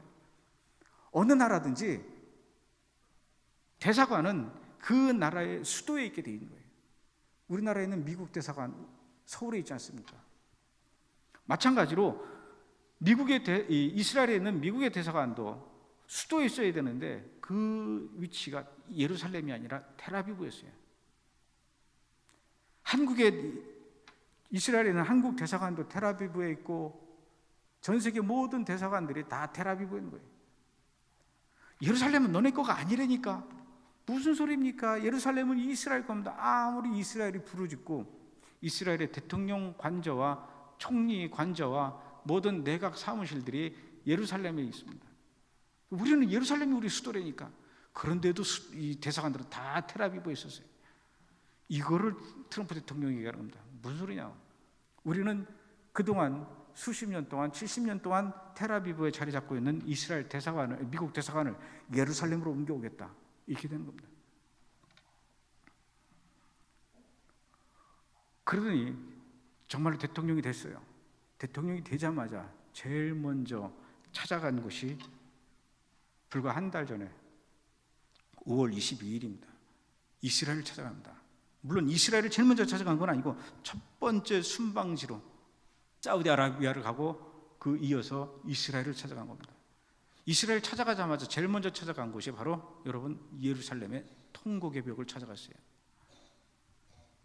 놀랍게도 미국과 이스라엘은 그렇게 우방 국가임에도 불구하고 미국의 현직 대통령이 예루살렘의 통곡의 벽을 찾아간 적이 없었대요. 물론 오바마 대통령도 통곡의 벽을 가긴 했지만 그때는 대통령 시절이 아닌 때 같다는 얘기죠. 현직 대통령으로서 통곡의 벽을 처음 방문한 대통령이 바로 트럼프 대통령이라는 거예요. 이건 뭘까요? 이제 예루살렘을 이스라엘의 수도로 미국이 인정을 하게 되고 트럼프가 통곡의 벽을 찾아간다는 것은 텔아비브에 있던 이스라엘의 미국 대사관이 예루살렘으로 오게 되면 다른 나라의 대사관들 자동적으로 따라올 수밖에 없는 거예요. 이스라엘의 수도를 예루살렘으로 인정하지 않은 상태에서는 성전을 세울 수가 없습니다. 그래서 이런 일들이 진행되어 가고 있는 거예요. 뿐만 아니라 보름도 안 돼서 유엔의 미국 대사 니키 헤일리라는 여자가 이스라엘을 찾아갑니다. 그리고는 베냐민 네타냐후 총리를 만나서 뭐라고 얘기하냐면 그동안 유엔은 너무나 이스라엘을 괴롭혀 왔습니다. 그러나 이제 유엔은 이스라엘을 괴롭히는 일이 없을 것입니다. 그동안 유엔은 이스라엘 향해서 공정하지 못한 잣대로 평가해 왔습니다. 그러나 이제 유엔은 이스라엘을 공정하게 바라보고 정책을 펼쳐나가겠습니다. 이렇게 얘기했습니다. 이게 뭔 얘기냐면요, 니키 헤일리라고 하는 그 유엔 미 대사가 그동안 유엔은 이스라엘을 너무나 못살게 괴롭혔습니다. 그렇게 했기 때문에 그런 거예요. 제가 조사를 해보니까 1년 사이에 시리아, 이란, 북한 이런 나라를 향해서 각각 인권 결의안을 1개씩만 발의를 했습니다. 경고를 한 거죠. 시리아 이렇게 하면 안 됩니다. 여러분, 시리아에서 수십만 명이 죽었습니다. 600만 명이나 되는 사람들이 시리아에서 다 쫓겨났어요. 난민으로 전 세계로 흩어졌지 않습니까? 얼마나 많은 시리아의 국민들이 정부군에 의해서 죽어갔습니까? IS에서 죽어가고요. 이런 거를 가지고 유엔에서는 시리아에다 단 한 번만 이러시면 안 됩니다라고 얘기를 했던 거예요. 경고를 한 거예요. 북한이 저렇게 미사일을 쏴대고 핵을 개발하고 대륙간 탄도미사일 실험하고 이렇게 함에도 불구하고 여러분, 유엔이 어떻게 했는지 아십니까? 단 한 번만 북한에 대해서 경고를 했습니다. 2015년도. 많이 했을 것 같죠? 번번이 러시아가 반대하고 중국이 반대하고 그래서 못한 거예요. 이란을 향해서, 시리아를 향해서, 북한을 향해서는 2015년도에 단 한 건씩만 인권 결의안을 표결에 붙여서 통과를 시켰음에도 불구하고 이스라엘을 향해서는 자그마치 한 해에 20건 이상을 통과를 시켰습니다. 유엔이 이스라엘을 향해서 집중적으로 공격을 한다는 얘기죠. 2015년 한 해만 그러는 거예요. 통계를 봤을 때. 그러나 2010년도에서 2016년도까지 봤을 때는 더한 불평등으로 유엔이 이스라엘을 괴롭혀왔다는 거죠. 여기 앞장선 사람이 누굽니까? 우리 한국 사람이었어요. 이스라엘을 보지 못했기 때문에 그렇습니다. 그래서 유엔의 미국 대사 니키 헤일리가 이제 더 이상 유엔이 이스라엘을 괴롭히지 않겠습니다. 이렇게 얘기를 한 거죠. 공정하게 하겠습니다. 이것만 보더라도 이스라엘 입장에서는 얼마나 감사하고 고마운 일인지. 뿐만 아니라 트럼프 대통령이 이스라엘 예루살렘 통곡의 벽을 방문한 다음 날 무슨 일이 일어났냐면은 베냐민 네타냐후 총리와 이스라엘의 모든 내각들이 통곡의 벽에서 회의를 합니다. 내각 회의를 합니다. 여러분, 성전산에서 성전이 세워질 그 앞마당에서 내각 회의를 한다는 얘기죠. 제가 몇 년 전에 미국에 가서 조나단 칸이라고 하는 아주 유명한 랍비를 만났습니다. 이분은 메시아닉 주 랍비인데 미국 의회에 가서 여러분 이렇게 살면 안 됩니다. 정말 사자후처럼 연설하던 그 동영상이 굉장히 큰 화제가 됐던 조나단 칸이라고 하는 그 랍비를 만나서 인터뷰를 하는데 제가 제3성전에 대해서 물어봤어요. 그랬더니 이분이 때마침 뭐라고 얘기하냐면 내가 얼마 전에 이스라엘에 갔다가 베냐민 네타냐후 총리의 집무실에 갔습니다. 갔더니 베냐민 네타냐후 총리가 이야기하기를 그분의 책상 위에 제3성전 설계도로 올려놓고 있더란 얘기죠. 여러분, 이제 제3성전은 이론이 아닙니다. 막연한 추측과 상상이 아닙니다. 지난 6월 29일 얼마 되지 않았습니다. 예루살렘 그 성전산에서 2000년 동안 그동안 딱 한 번만 있었대요. 그러니까 이번에 두 번째죠. 유대인이 결혼식을 치렀습니다. 성전산에서 유대인이 결혼식을 했다는 거예요. 그만큼 지금 이스라엘은 성전산으로 한 발자국 한 발자국 가까이 가고 있다는 겁니다. 오늘 제가 여러분들께 드리는 말씀은 다 팩트입니다. 과연 그럼 어떻게 예루살렘에 제3성전이 세워질 것인가? 제가 제3성전 영화를 촬영할 때 미국에서 만난 그 신학자들이 이야기를 하더라고요. 마지막 때 일어날 일들 중에 하나가 이스라엘에 큰 전쟁이 난다라는 거죠. 그 전쟁이 어떻게 날까요? 유브라테스 강 유역에 있는 나라가 이스라엘을 공격한답니다. 유브라테스 강이라는 것은 굉장히 긴 강이에요. 2,500km가 넘습니다. 우리나라 낙동강의 한 5배 되는 거예요. 그러다 보니까 4개의 나라를 지나갑니다.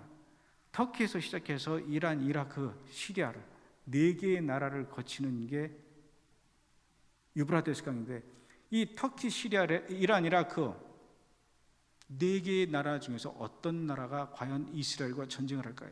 성경에 그것도 기록이 되어 있답니다. 엘람이라고 하는 나라가 이스라엘을 공격한다는 얘기죠. 엘람은 현재 이란이라는 나라입니다. 그렇기 때문에 언젠가는 반드시 이스라엘과 이란이 전쟁을 할 수밖에 없다, 이렇게 이야기를 합니다. 이란의 현재 대통령은 하산 로하니 대통령이죠. 그 이전에 아흐마디네자드라고 하는 대통령이 8년간을 집권했었습니다. 이 아흐마디네자드 대통령은 굉장히 강성이에요. 유엔에 가서 뭐라고 얘기를 했냐면, 이 지구상에서 이란이라는 나라가 존재하는 이유는 오직 한 가지뿐입니다. 그것은 지구상에서 이스라엘을 없애버리기 위해서 이란이 존재합니다. 여러분, 한 나라가 존재하는 이유가 다른 나라를 없애버리기 위해서 존재한다라고 대통령이 얘기했습니다. 이것은 대통령 한 사람의 철학과 신념이 아니라 이것은 이란 사람들의, 모든 사람들의 정신과 사상이란 얘기죠.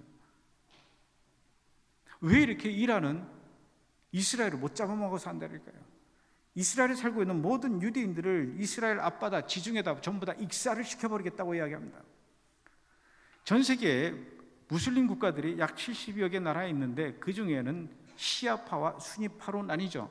이 시아파가 바로 이란과 이라크, 시리아, 레바논 이런 나라입니다. 아주 강성입니다. 그리고 수니파는 사우디아라비아, 이집트, 인도네시아, 말레이시아 이런 나라를 이제 수니파라고 하는데, 이 시아파 무슬림들이 갖고 있는 종말론 사상이 있습니다. 그들도 알라가 보내주는 메시아를 기다리고 있다는 얘기죠. 그런데 그 메시아가 마지막 때에 오기 위해서는 지구에 절대적으로 평화가 있으면 메시아가 와서 할 일이 없기 때문에, 그들이 기다리는 메시아를 빨리 오게 하기 위해서는 이 지구를 전쟁과 공포로 두려움에 떨게 해야 메시아가 와서 할 일이 있다 이거죠. 그리고 메시아가 오기 전에 이 시아파 무슬림들이 먼저 해야 할 일들이 있는데, 이 지구상에 있는 사탄들을 향해서 공격을 해야 된다는 거예요. 그러면서 지구상에 있는 사탄을 2가지로 종류를 나눴습니다. 이게 시아파 무슬림들이에요. 사탄을 큰 사탄과 작은 사탄으로 나뉘는데, 작은 사탄은 이스라엘입니다. 큰 사탄은 미국이에요. 그래서 이란이 그렇게 이스라엘을 못 없애서 안달이 났다는 얘기죠. 그런데 그 조그만 나라 이스라엘을 이란이 이렇게 쉽게 없앨 수 있는 것이 아니라, 이스라엘에는 비공식적으로 200개 이상의, 200기라고 합니다. 200기 이상의 핵이 있다라고 해요. 핵을 갖고 있는 이스라엘을 향해서 이란이 전쟁을 걸어서 이길 수 있는 방법이 없어요. 그래서 이란이 그렇게 핵을 만들려고 몸부림을 쳤고, 그 핵을 만들지 못하게 미국과 이스라엘과 전 세계가 이란을 향해서 핵 개발을 못하도록 경제적으로 압력을 가했던 것이죠. 그런데도 8년 동안 아흐마디네자드 대통령은 결국 핵을 개발하지 못하고 이스라엘을 공격하지 못했습니다. 핵을 만드느라고 전 세계가 이란을 향해서 압력을 가하니까 이란 국민들만 죽어나는 거예요. 이란 국민이 메시아고 뭐고 간에 우리가 먼저 좀 살아야 되겠다. 근데 저 아흐마디네자드 대통령은 왜 저러고 있냐? 불만이 많았습니다. 이때 새로운 대통령 후보가 나타난 사람이 바로 하산 로하니입니다. 하산 로하니는, 여러분 저를 대통령으로 뽑아주시면 이제 더 이상 핵을 이란에서 만들지 않겠습니다, 이렇게 약속을 한 거예요. 핵을 만들지 않겠다라고 국제사회에다가 선언을 하면은 그동안 이 이란을 향해서 자그마치 37년 동안 가했던 경제 제재를 풀어주게 될 것입니다. 외국에 우리나라 이란 돈이 얼마나 많은데요. 기름 팔고 받아야 될 돈들이 굉장히 많이 쌓였는데 경제 제재로 그 돈이 우리에게 돌아오지 못하지 않습니까? 우리가 새롭게 돈을 벌지 않아도 경제 제재를 풀어서 외국에 그 잠겨 있는 우리의 돈만 되돌려서 받아오기만 해도 우리는 먹고 살 수 있습니다. 이렇게 얘기하니까 당연히 이란의 국민은 이 하산 루하니 대통령 후보에게 표를 몰아주지 않을 수가 없죠. 그래서 지금은 대통령이 하산 루하니가 된 겁니다. 하산 루하니가 대통령이 되자마자 평소에 주장했던 것처럼 국제사회에다 얘기했어요. 우리 이란은 더 이상 핵을 개발하지 않을 겁니다. 걱정하지 마십시오. 그러니 제발 우리를 좀 살려주십시오. 여기에 미국이 응답을 했습니다. 독일과 유럽 여러 나라들과 함께 이란이 핵 협상에 타결을 했습니다. 이란이 더 이상 핵을 만들지 않겠다니 우리 이제 이란을 좀 봐주십시다. 이란을 우리와 함께 대화할 수 있도록 친구로 맞이합시다. 그동안 우리가 이란 못 살도록 모든 걸 묶어놨던 걸 다 풀어주십시다. 그래서 지금 난리가 났습니다. 이란이. 이 하산 루하니 대통령이 되고 나서 이태리하고 프랑스를 방문했어요. 4박 5일 동안 자그마치 44조 원을 썼습니다. 44조 원. 프랑스에 가가지고 에어버스 비행기가 있는데 이 비행기 우리가 살게요. 몇 대 사실라고요? 한 대, 두 대, 150대 사겠습니다. 이러니 하산 루하니 대통령, 그동안 이란 대통령 어디 외국 나가가지고 그렇게 대접을 못 받았어요. 왜냐? 핵 만들겠다 그러고 핵만 만들면 저 미국과 이스라엘 죽여버리겠다고 했던 그 테러리스트 같은 그 대통령을 누가 환영하겠습니까? 근데 하산 루하니는 그게 안 한다 그러거든요. 그 대신에 돈을 많이 주문다 치워놨습니다. 이거 가지고 이제 돈 쓰러 다니는 거예요. 그러니 하산 루하니 대통령 제발 이태리만 가지 말고 프랑스만 가지 말고 우리나라에도 좀 와주시면 안 될까요? 바빠서. 그러니까 이태리하고 프랑스에서 하산 루하니 대통령 온다니까 막 빨간 카페트 깔고 하산 루하니 대통령하고 이탈리아 총리하고 회담을 하는 장소가 굉장히 국립박물관이에요. 근데 이탈리아의 모든 그 박물관에는 조각품들이 있잖아요. 그 조각품에는 여러분들도 알다시피 그 옷 다 벗겨가지고 막 이러고 있지 않습니까? 아랍 국가의 대통령이 오는데 여자가 막 이거 드러내고 막 이러고 있는 조각품이 있으니 얼마나 그 민망하겠어요. 치워라. 그랬더니 박물관 관장이 치우면 안 됩니다. 이건 우리 민족의 문화유산입니다. 우리의 자랑입니다. 자존심입니다. 이걸 어떻게 치웁니까? 그래도 지금 돈을 싸들고 오지 않니? 그냥 안 치웠어요. 그 대신 어떻게 했을까요? 다 가려버렸어요. 베니아 합판으로. 아니 지금 돈을 44조 원을 쓴다는데 지금 이 조각상이 문제냐고요. 물론 비너스 보러 오는 사람들이 돈을 쓰긴 하지만 그렇게 44조 원을 벌어들려면 이 비너스를 얼마나 뺑뺑이 돌려야 되겠냐고요. 그런데 문제는 이 하산 루하니가 이태리하고 프랑스만 간 거예요. 독일은 안 가요. 독일도 와주십시오. 나는 못 가겠습니다. 그때 독일 대통령, 이 총리가 그럼 내가 갈게요. 그래서 막 전 세계 유럽의 대통령들이 총리들이 막 이란으로 들어가고 심지어 우리나라 대통령까지도 이란 갔지 않습니까? 뭐 좀 그 받으려고.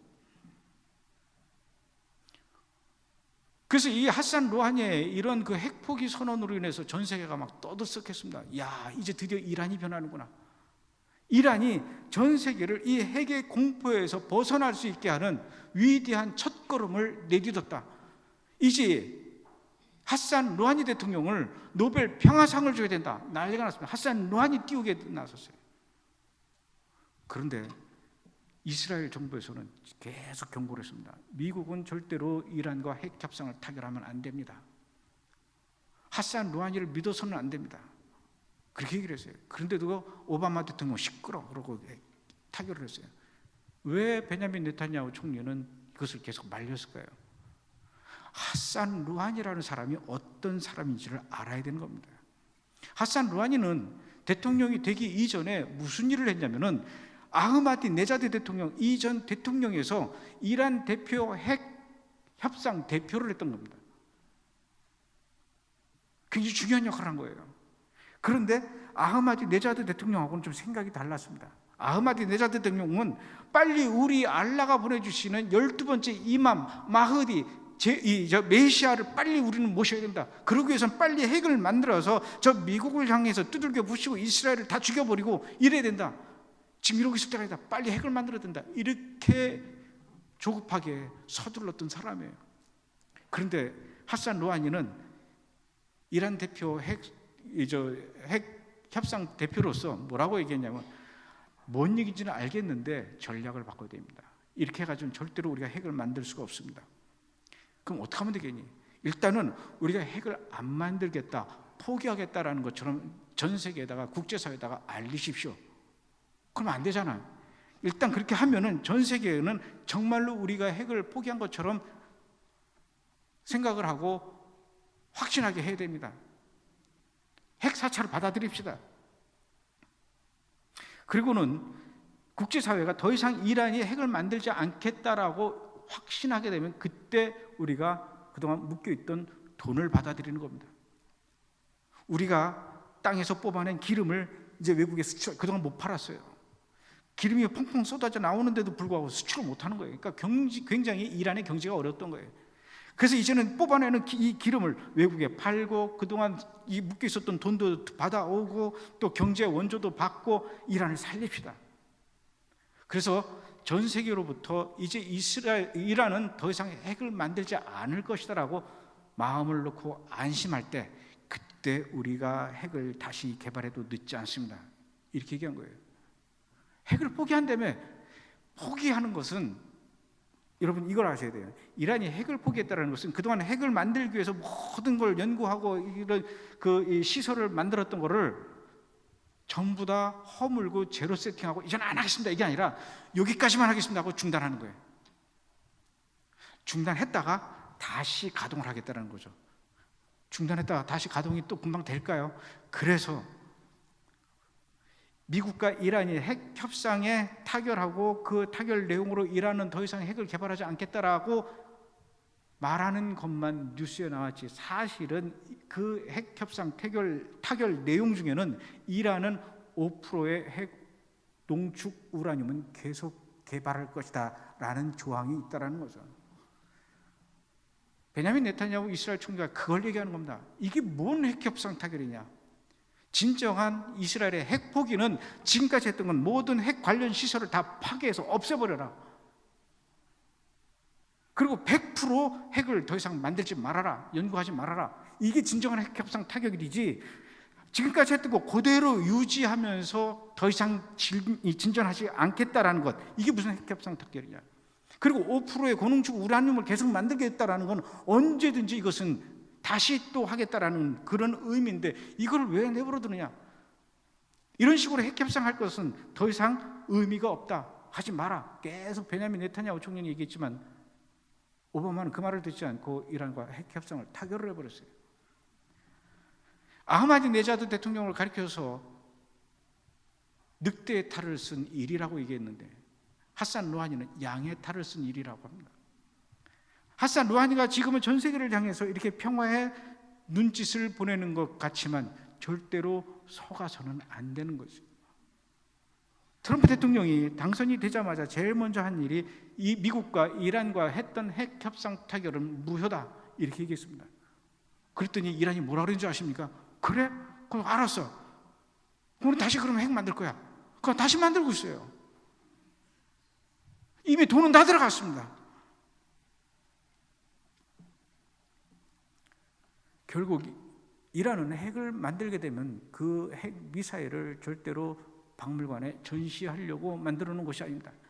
이란의 국민들에게, 우리에게 이 정도 능력이 있다라고 과시하기 위해서 만드는 것이 아니라, 핵 미사일을 만들 때는 반드시 그것을 사용하기 위해서 만드는 것이죠. 어디를 향해서 사용할까요? 바로 이스라엘입니다.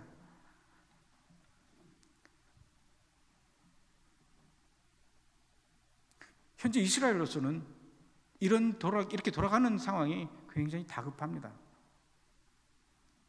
이란이 핵을 완성해서 그 핵 미사일을 가지고 지금 북한이 미국을 향해서 대륙간 탄도미사일 발사 실험하면서, 이제 우리의 북한 땅에서 쏜 미사일이 미국 본토까지 날아갈 능력이 됐다. 이 미사일 꼭대기에다가 핵을 탑재하면 미국은 언제든지 우리가 쑥대밭을 만들 수 있다. 이렇게 지금 주장하고 있는 북한처럼 이란도 핵을 만들고 이란에서 이 발사된 미사일이 이스라엘로 날아가게 된다는 것을 이스라엘이 알면 가만히 있겠냐고요. 어떻게 됩니까?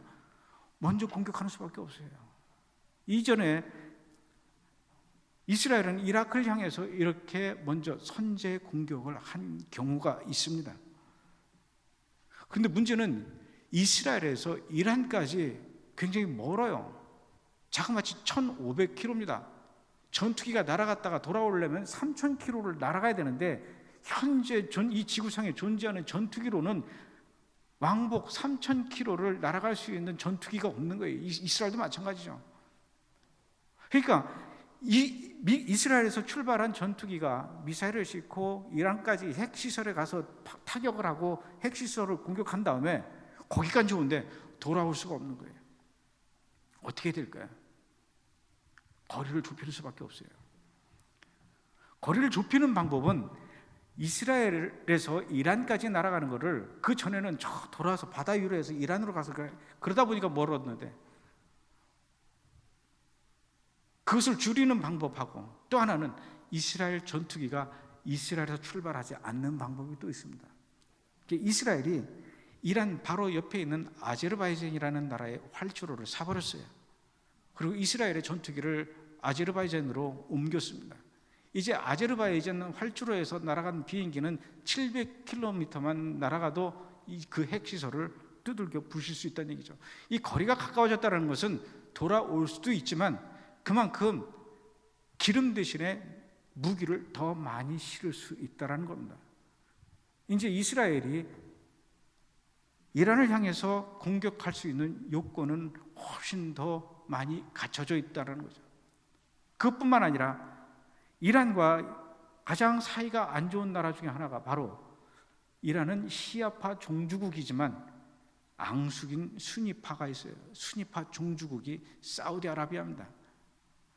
이 사우디아라비아가 이스라엘을 향해서 뭐라고 얘기했냐면 만약에 이스라엘이 이란을 공격하기 위해서 날아가는 전투기의 그 거리를 단축시키는데 우리 사우디아라비아의 하늘을 통과하는 것이 도움이 된다면 언제든지 이스라엘의 비행기, 전투기가 이란을 향해서 날아갈 때 하늘문을 열어주겠습니다. 이렇게 약속을 했습니다. 지난 6월 22일, 최근 얘기입니다. 지난 2월 22일 이스라엘의 관영 매체에서 이렇게 보도를 했어요.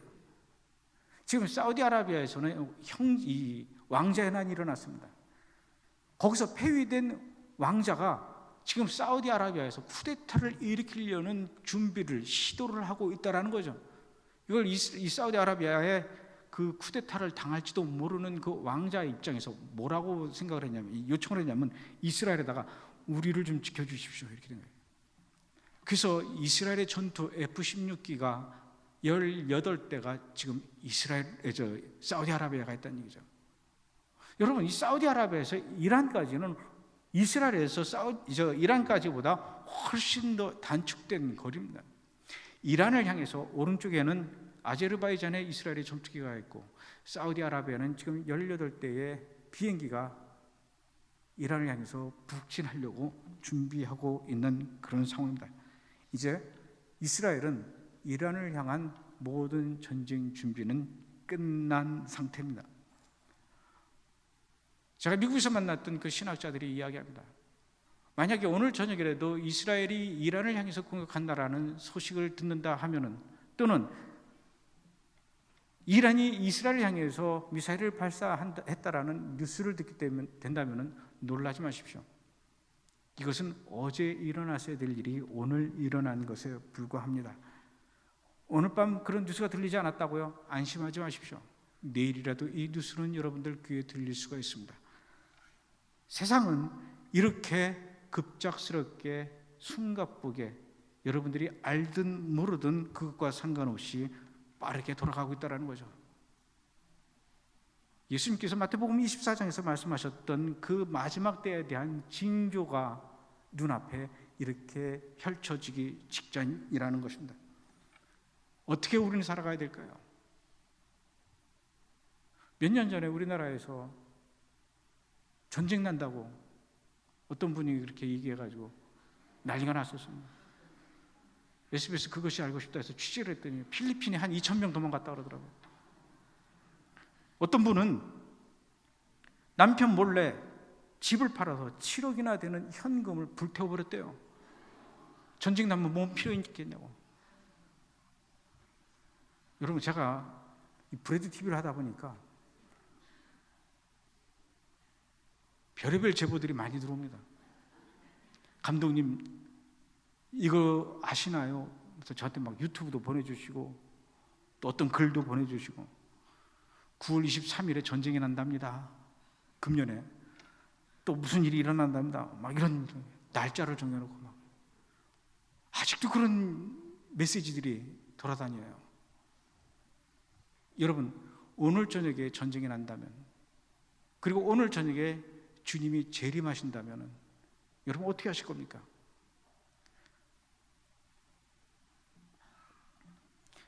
지금 우리는 누가 인정하든 인정하지 않든 이렇게 급변하게 돌아가는 이 복잡한 이 세계 속에서 마지막 때를 향해서 더욱더 달려가고 있을 때, 그동안 들어놓았던 부험 다 해약하고 애들 학교 다니던 거 이제 학교 다닐 필요 없다.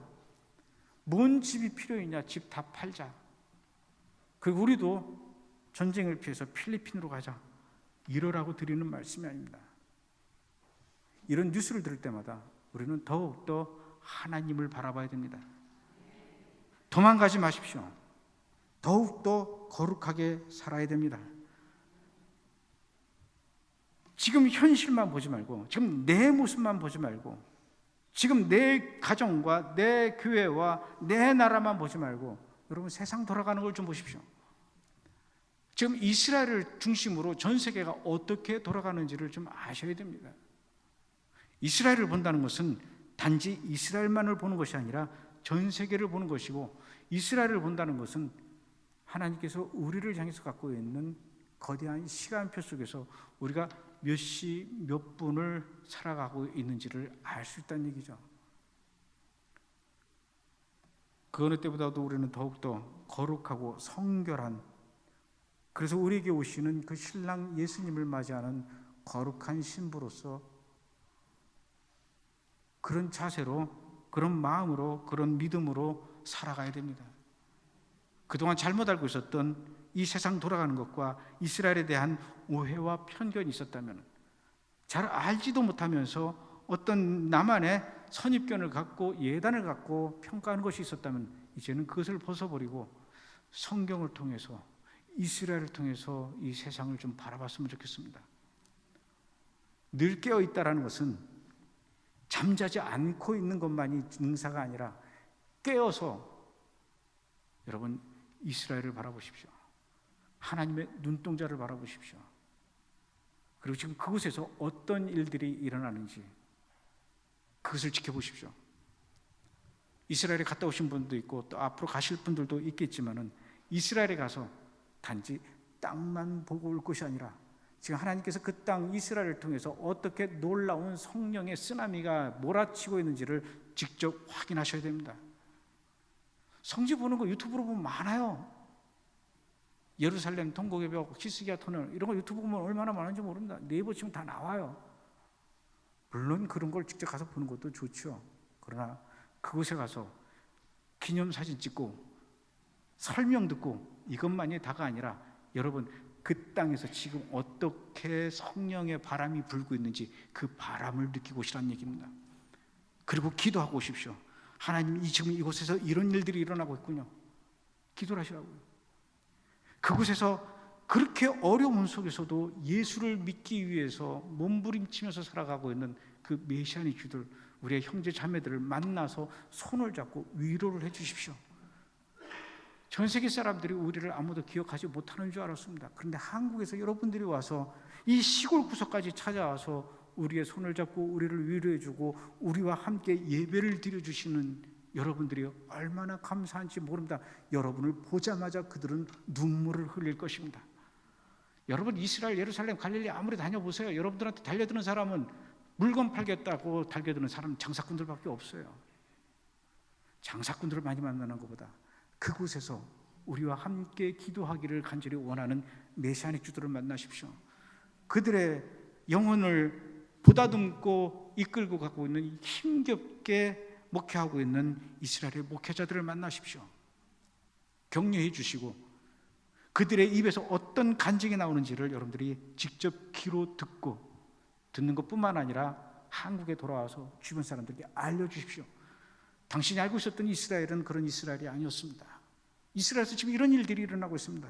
그래서 우리는 더욱더 깨어서 기도해야 될 것 같습니다. 왜냐? 내가 직접 보았거든요. 내가 직접 그들의 기도 소리와 그들의 눈물을 흘리는 소리를 내가 들었거든요. 그러니 내가 이제 목격자가 되었습니다. 내가 증거자가 되었습니다. 여러분 함께 이스라엘 위해서 기도해 주십시오. 이렇게 기도의 물결을 한국에서 퍼뜨리는 여러분들이 되었으면 좋겠습니다. 그리고 그런 기회가 이스라엘에서 계속 일어났으면 좋겠습니다. 여러분들이 하실 때 애로사항이 있으면 별로 큰 도움이 될지는 모르겠지만 저한테 얘기하시면 제가 또 여러분들에게 도움이 되어 드리겠습니다. 함께 이스라엘로 달려갑시다. 왜냐? 브레드 TV이기 때문에.